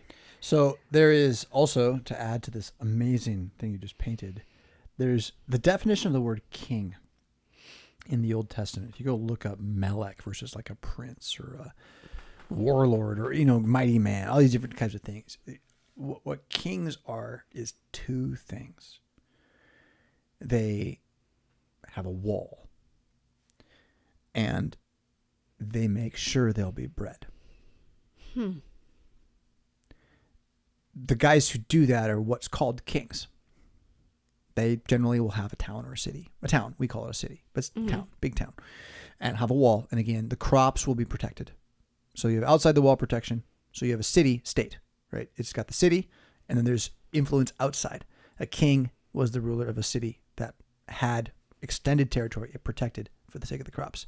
And one would be a king and call himself a king when everyone looked at him like, but that's just it. During a famine, guess who gets killed? Right? Maybe to please the gods even, right? You're still going to get fired, right? Unless you know how to work the system, family ties, blah, blah, blah. Man is very good at things that are evil.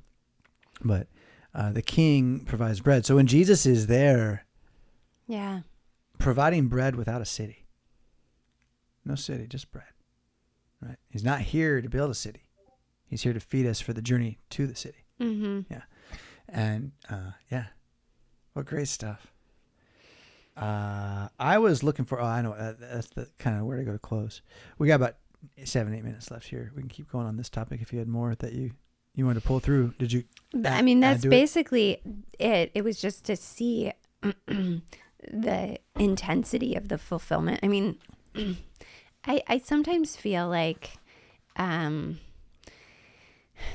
we get comfortable with the idea that Jesus fulfilled the Old Testament and we just recognize that with lip service and don't actually know what he fulfilled. And when it's revealed, like all the stories, if you take the time to actually see each piece of the Old Testament and know then that he fulfilled it all in himself, that the New Testament just gets that much deeper and more sweet. In the Missouri Synod, 1-year lectionary 100 years ago, the way they would have used it, I don't even know if this was English lectionary, but 100 plus years ago, once a year in every single congregation, nobody was breaking trains at that point. Everybody was in line. Once a year, you would have read out loud Josephus' account of the destruction of Jerusalem in 70 AD, which no mother alive would let me read that in church today. No mother alive. Where do you find this? In Josephus' works. I'm sure you could just Google Josephus' account of Jerusalem's fall and find a free online version of it you could print. You don't want the whole works. The whole works is like a big old. He didn't write as much as Luther, but he wrote a lot. Especially for a guy with no paper, right? Ancient world. But that account was read in Lutheran Church, Missouri Synod churches. This guy's a Jew. This guy's not a Christian. Why? So we would remember who our God really is. And he's not some, what's the right word? Matrilineal both, guy in a field, like petting the sheep with rainbows around all the time. No, he's the good shepherd who's come into the wolf's den and bound the wolf so that if you're with him, the wolf can do nothing. But if you're not with him, the wolf still runs the den. And he said, just don't forget that. And that's my salvation. Right? And by the way, you're sons of God now with that knowledge, which, It's too bad that we don't read those types of things. It's sad to me that we don't have an understanding of the Old Testament, because it is like what we've talked about in the past when you have a community of refugees coming from something awful. They understand how great their new life is. Their children have half of an understanding, but oftentimes they covet what they see in the communities around them because they don't have an understanding of where they came from. And so I think what's the lukewarmness that we're seeing maybe in our congregations is this lack of, like, we've created kind of a you must be a scholar of the Bible to read the Bible attitude. And so we don't know the Old Testament. We don't know the richness and the fullness of what God came to fulfill in his son, Jesus Christ. We can see the unrest and the chaos around us. And so we know our hearts are like pulled. God, give us a savior. Thank you for Jesus. But we don't recognize that deep need that like generations in the past who would have read an account like that of the destruction of Jerusalem. They had a little bit more of a raw understanding of life. You know, death was kind of part of life more than it is today. So along with blowing open reality by having people write for the Mad Christian tank who will not be cool enough for everybody. Just have Are to wait you and talking see. about me? No. Oh, okay. No, you're talking about this other forthcoming. The lightning rod. Buckle your safety belts, The lightning everybody, rod. because it's going to be a bumpy And I'm going ride. to be very clear. I'm gonna edit. I will have final word on whether the piece goes out, and the piece will say nothing to do with anything with what caused a stir. There's no defense of what happened or didn't happen or any of that It's just the stuff. fact that this person's the author. Yep. Because I want this person to write about a philosophy of history because this person's a historical genius and wants to write about a philosophy of history. And so I'm like, well, then write about a philosophy of history, please. Like, I don't need any politics or anything else like that. Like we're just going to talk about philosophy of history.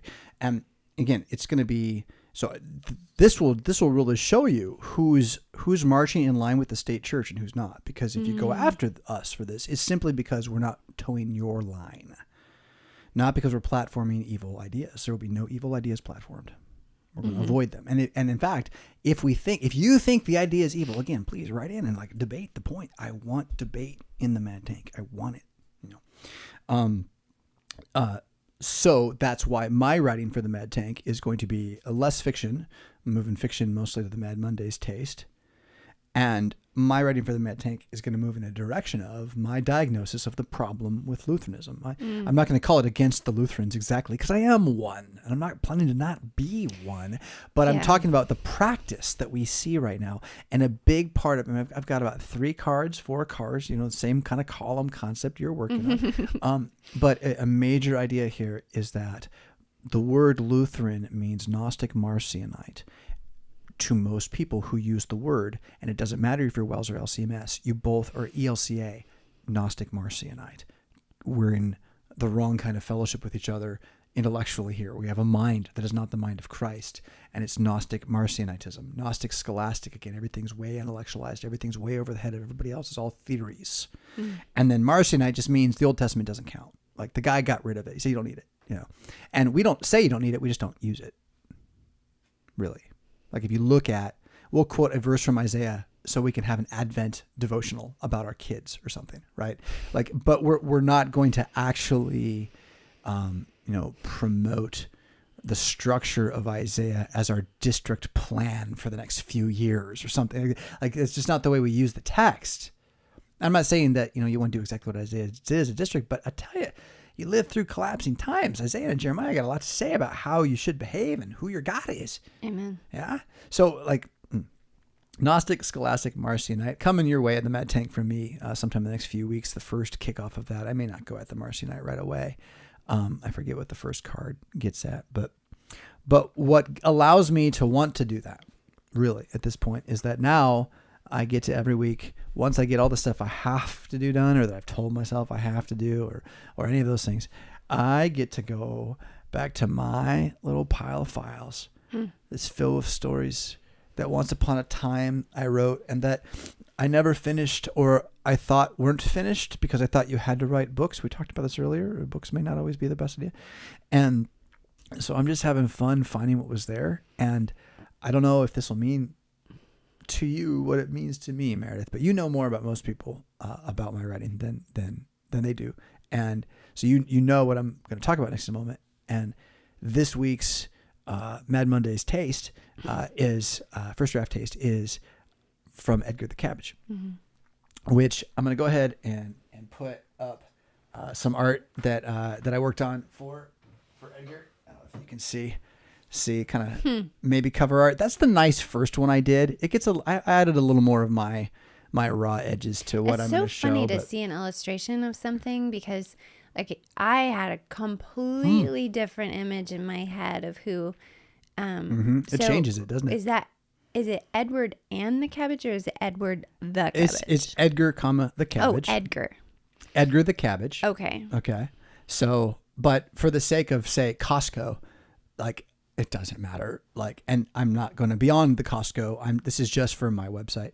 And so I'm going to give you 7 or 8 versions of Edgar in the private sections of my publishing, and use the picture for other places, other things. Because I'm not currently paying for the kind of AI that would enable me to now take this and clean it. Mm-hmm. You can do that. I don't want to. I'm not ready to do it. I don't want to spend money on it. It's only $30 a month, but I just, I'm happy with it because this is just one of them. I got several, and this isn't the one I want to use. This was just the AI, like getting cabbage and boy in forest right. Okay, like there's stuff where he's got like not a cabbage, okay, or the lizard is there. There's a newt in the story, and newt didn't seem to make sense, but lizard showed up sometimes, and so anyway, it's not as easy as it looks. Yeah. I love it because it just kind of gives anybody who doesn't have any idea, and if they've been reading my stuff in the short stories the last couple of weeks, they know it's a little dark. So this is the first thing I ever really tried to write. Mm-hmm. It is a book that is some 16 chapters into, I don't even know. I haven't looked at it in so long. I've gone back to the first chapter a couple times, and I always get stuck at the same spot. We're not even going to get there. We're not even going to get there. So like, we're just going to do it short story as a touch, and maybe I'll come back to it. But there's some. The thing I like about Edgar the Cabbage is Winnie the Pooh. So if you like how A.A. Milne will just kind of like pause the story to say something that, well, I guess it's funny. Like, it's not going to be anything else. It's probably funny. That's what I'm after here a little bit. But with underneath it, still, you can hear, or you will hear if you're paying attention, it's in all my pieces so far, the criticism of matrilinealism. It is just dripping. I can't get it out. And what's amazing is I go back at this writing, having been away from it for so long, never had the language of matrilineal, and then I'm seeing and able to diagnose in my writing, my rebellion against something, which was, oppressive female culture, a cult of feminine oppression, a spiritual zeitgeist of the age that trains at least the common men to be submissive to their wives, one way or the other. Right? And that power out there in the world that I grew up in, that most men are growing up in, is something that, for me, the stories and the way I'm telling those stories, you can see the pain that a lot of little boys are getting put in right now. That's why I'm telling the stories. Like, you see a little boy, help that kid. I mean, what he is. He's a little boy. He's not getting fed man. He's not getting told man like this, right? He's getting sugar and like dragons and stuff, right? And it's like it's distracting from his reality. So Edgar's going to be, for me, a throwback and finding my boy again, because I think I remember. Let's see if I can try to remember when I quit working on Edgar. Yeah, I do remember now. And it was, as often is, sharing it with someone who probably didn't have the right to make a criticism. And the criticism was against matrilineal culture being something that, in my unwittingness, I had pointed out the little boy didn't like. Like, the little boy has an event that he doesn't like, and then I was told about how that was such a terrible event. And so then, but that was how the story started. I didn't even think about it. And now looking back on it, oh, well, a person who is sold out to matrilinealism isn't going to be like, oh, that antagonist that represents symbolically the thing you're against. Like, they're not going to like that. They're going to feel guilt probably from it. And I think that's what happened. So I have to get over that and study it a little bit and find the story. But what I remember about it, this was like the way our son is writing, where I didn't have a plan. And I got a long way into the story without a plan. And I'm curious what I find. Yeah, he's not a cabbage, actually. Although, well, it's very clear. The first chapter is very clear. I in fact, at times will be at pains to remind you that he's not a cabbage. Right. And that's why I was like, wait a minute. That doesn't make sense with the title. And I had envisioned him to be a lot younger than the picture it depicted. How interesting. And so, Younger. just having had a boy and raised a boy, it was like, Oh, yeah. He's just on the brink of independence, but not quite as responsible as maybe this young man looks to be around 12. And having gone through now 0 to 12 with a little boy, I'm like, oh yeah, I had envisioned him to be more like 8. Well, that's good. But I'm glad to know that he's not a cabbage, because I was like, oh no, I did not remember him being a cabbage. I like this one a lot. The lizard's a little too big, but he's got it right there. Oh, okay. To me, that's somewhere around. You're right. He's probably younger in the story, but it's written for juvenile fiction. It's got to be for a 12-year-old. Yeah, you've got to in a picture. right. In a picture, you figure out in the story you're all that age. You know, and I don't tell you Edgar's age. And now, granted, what I'm thinking about is like, okay, leaving without a coat, and honestly, that could happen until you're like 25. So whatever, that it doesn't really depict how old. Person is. The key is the newt. The key is the newt. Is the newt real? So, but that's the whole story too. I think I'm going to have a lot of fun. I've got, you can see Athanasius Audacity sitting right there. Dust is sitting right there. My first draft notes on writing are sitting right there. Watergeist, which is the world that I'm going to build most of these stories to one way or the other touch on, is there. This is it's what I always wanted to do as my hobby, and I never could do it as my hobby. I guess I had too many other hobbies. I was searching for my identity. I was trying to prove myself to my father and my mother. And now I don't have to do any of that, I guess. And so in whatever free time I have, I'm finding that this is what I want to do. And it's not that kind of beat myself with a stick thing yet. So my joy to share it with you. I hope you enjoy the art. And that's what the almost dailies. And maybe I should pull that up and show everybody. So that's not what I want at all. I need to get a different website. But Meridith, would you just be who you are for a moment? Well, I'm glad that you're enjoying writing, because I know that at one point you had mentioned to me just in passing that you didn't enjoy writing. It wasn't something you did for fun. And it kind of broke my heart, just because it is something that I do for fun. And the creative side that I can allow to just flow out of it has brought me so much,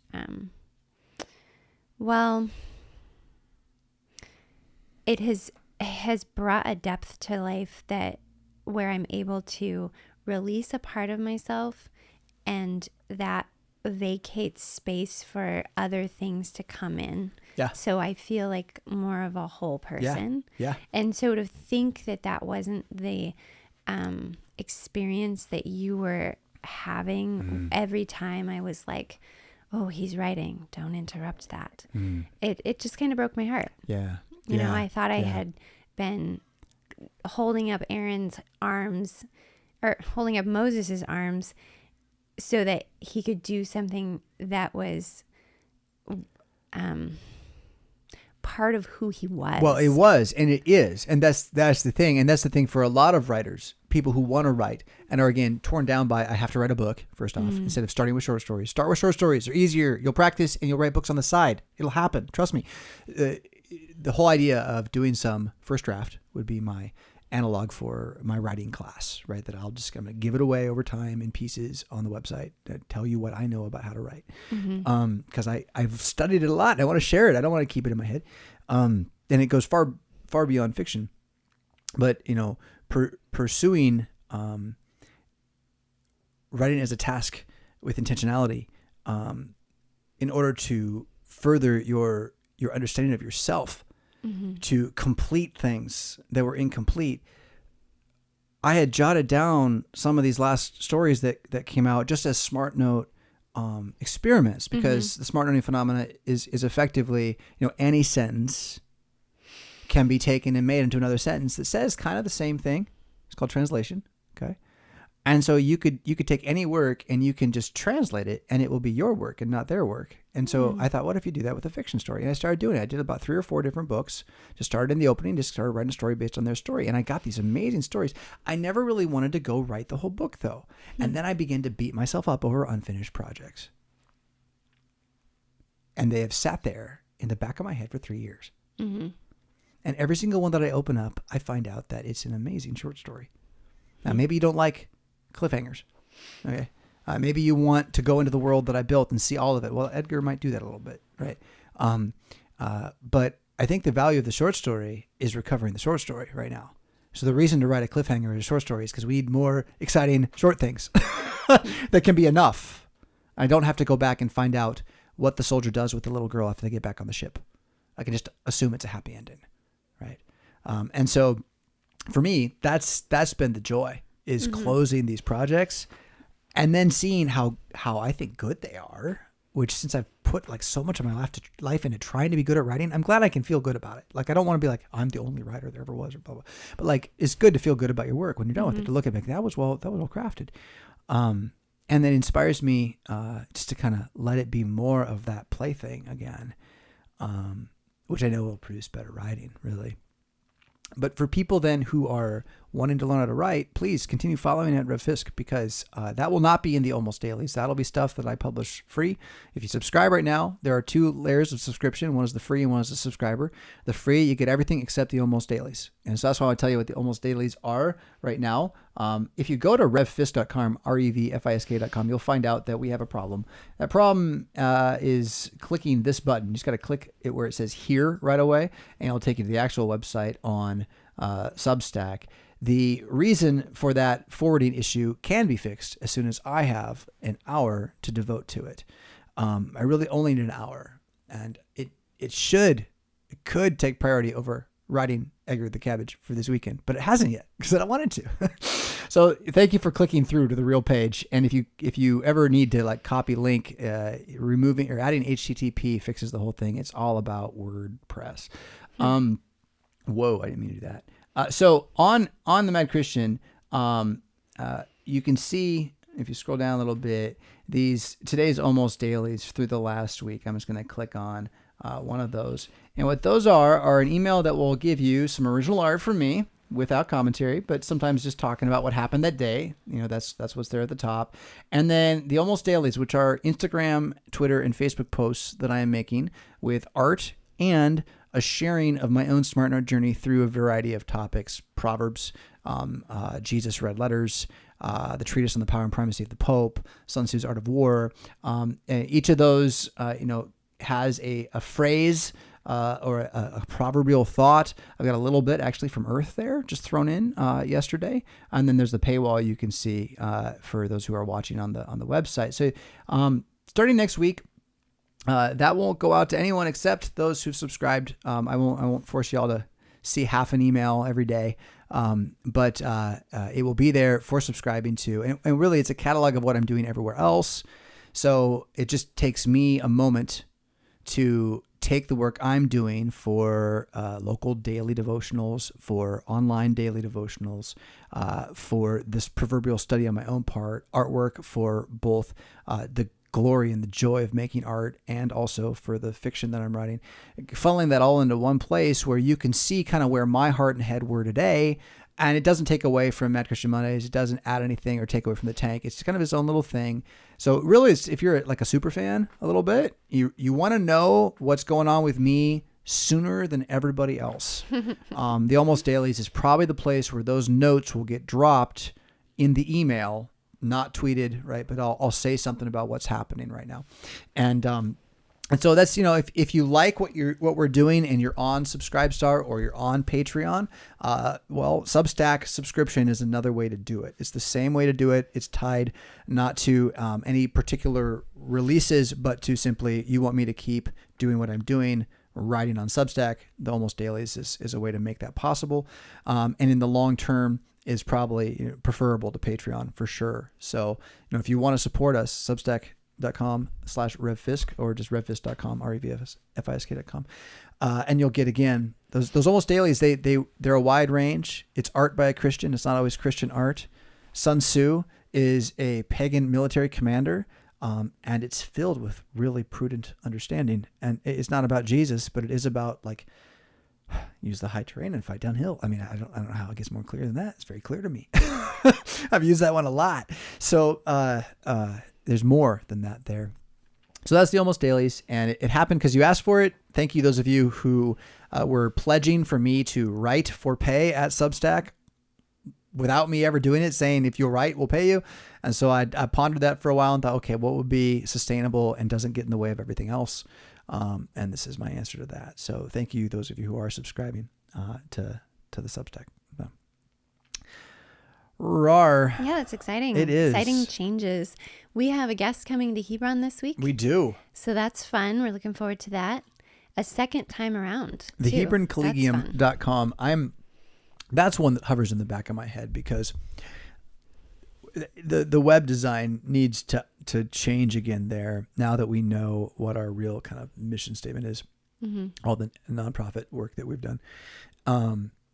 And I'm, again, the log jamming in that. And the log jam is that combined with, what did you know, it's on WordPress. And so we got to get it off of WordPress again so I can operate in it. WordPress is good for some people, but it doesn't get you the kind of website that I personally like to look at. And we've had a lot of work that you have to be a genius to do. And it doesn't let you change it easily. Yeah. So there are website designers that provide you far less capacity. You can't do all these amazing things, but we don't need to do all those amazing things. We just need you to know it's a spiritual retreat center for biological males pursuing Christian psalm and proverbial prayer. Although I'd frankly welcome a Jew who wanted to pray the Psalms and Proverbs in Jesus' name at Hebron, and for them to come and have a place to do that for a day, for a week, for 6 months, for a year. Bible school gap year for men is not gone. It builds on the same idea. It's all in one. I had a friend of mine reach out and say, we should start a monastery. And I didn't write back. I did. I just thought I did. And it is. Yeah. But it's not forever. It's not your home. It's a place for you to go and then go home. And yeah, we have a young man coming back for a second round. His first round, he said himself, I got problems, and this isn't for me. And now he's like, I want to come back. And I'm like, well, short visit. He was just, it was interesting because as an objective observer, it was like, oh man, that wasn't a good trip. But then he came back and was like, oh man, you don't even know how life-changing that was. Just the fact that I had to get there alone. And so, well, that reminds me. So there's another story. I won't tell you who, but there's someone who came, one of our first pilgrims, before we even had the place. And then he moved here for like 3 weeks. Remember this? Couldn't get a job and a place to live that worked out, and ended up moving back. And as he went back, I said, your journey was to come here and either succeed or fail and go home. And it doesn't matter that what you thought you were going to do didn't happen. Now you go home and you're going to succeed there with what you've learned. So since then, he got involved locally, politically. Now he's moving across the country, if I'm putting the pieces together right, connected to a lot of good things in his life. So yeah, right. So those pieces, right? Sometimes it's just coming here for the kick in the face that you need, maybe. Again, so this young man, again, may come back. So he's going to come and go. And if it goes well, he wants more time, but this is the application process isn't, an email and a Zoom call. It's, come for a weekend, come for a week. This is why if you're 16, your dad, you got a 16-year-old guy, got a 13-year-old guy, come for a little retreat. Explore this, let them feel what it would be like and ask what it would be like. And imagine again, right now it's going to be you and one other person, you and two other people. Imagine it with all 12 slots filled, and we have to turn away the retreat center, and we got to shift what we mean and open up a new building and all this stuff. I mean, that would be awesome, but that's the dream, right? We're trying to build a school while we operate the school, as opposed to trying to build the school in full swing operation with everything planned from the start. Because why? Financially, you can do it. You can do it. It's done. It's done. We just need the student body. And it's a certain kind of student body, to be sure. Self-starting males. Self-starting Christian males. Not for cowards. Right. Not for cowards. But it's there. HebronCollegium.com. You can see a lot of the pictures there, jiu-jitsu mats and all this. What I really want to make it prettier. I think it's very clear now that we've got the nonprofit application underway. You and I want to start thinking about how do we Lutheran Airbnb it. still with a male limitation on it, but it's nonetheless in that swing so that people are coming through. And maybe how do we Airbnb it with a male limitation and a recognition? You're staying in a monastery. Here's these limitations. But then again, that overlap in the guest room, this is the chance for mission, frankly. Absolutely. And of course, Airbnb, there's all sorts of things you do to keep control of the space and make sure you're not being abused or having reckless people like that. You review your guests, right? So it's not off the street, hostile operations or anything like that. But that's what we've still got to figure out and see how that fits. But the idea is that we want you moving through this place as Christian men. We want this to be your home away from home. You go on vacation to the Keys, but come on retreat to Rockford. And men, you'll benefit from a weekend. You maybe don't have any idea how much a weekend or 4 days away without inputs, without demands, just there, and maybe bring one project, but not even, and what good that'll do you. So yeah, Hebron Collegium, it's there. And one of the many pieces we're juggling and pushing to try to enhance, catalyze the kingdom, right, through Darkshore. Amen. And it's here, it's there, it's everywhere. Darkshore Universe. Okay, thank you, Meridith, for the conversation. Thank you. It's been an honor. Listeners and viewers for checking in with us, and we'll see you all very soon enough. Jesus Christ is risen from the dead. That means you've been paid for. That makes you immortal now. He's not going to be long anyway. The water seals it, signifies it, symbolizes it. There's a lot more, is all of it. The food feeds you, right, with faith in the one shepherd. And this is Christianity. You should join us. You found Stop the White Nose, Jonathan and Meridith. I am Jonathan. And I'm Meridith. Don't wallow in the muck with those who have no hope, but lift up your head, and all the more as you see the day approaching. Rock on another day.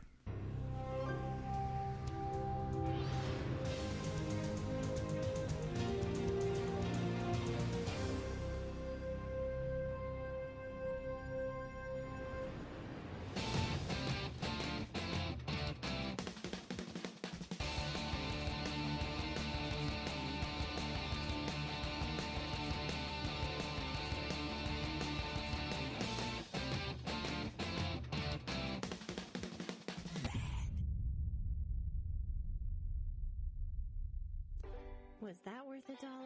Click the Patreon link in the show notes to sign up. Pretty please?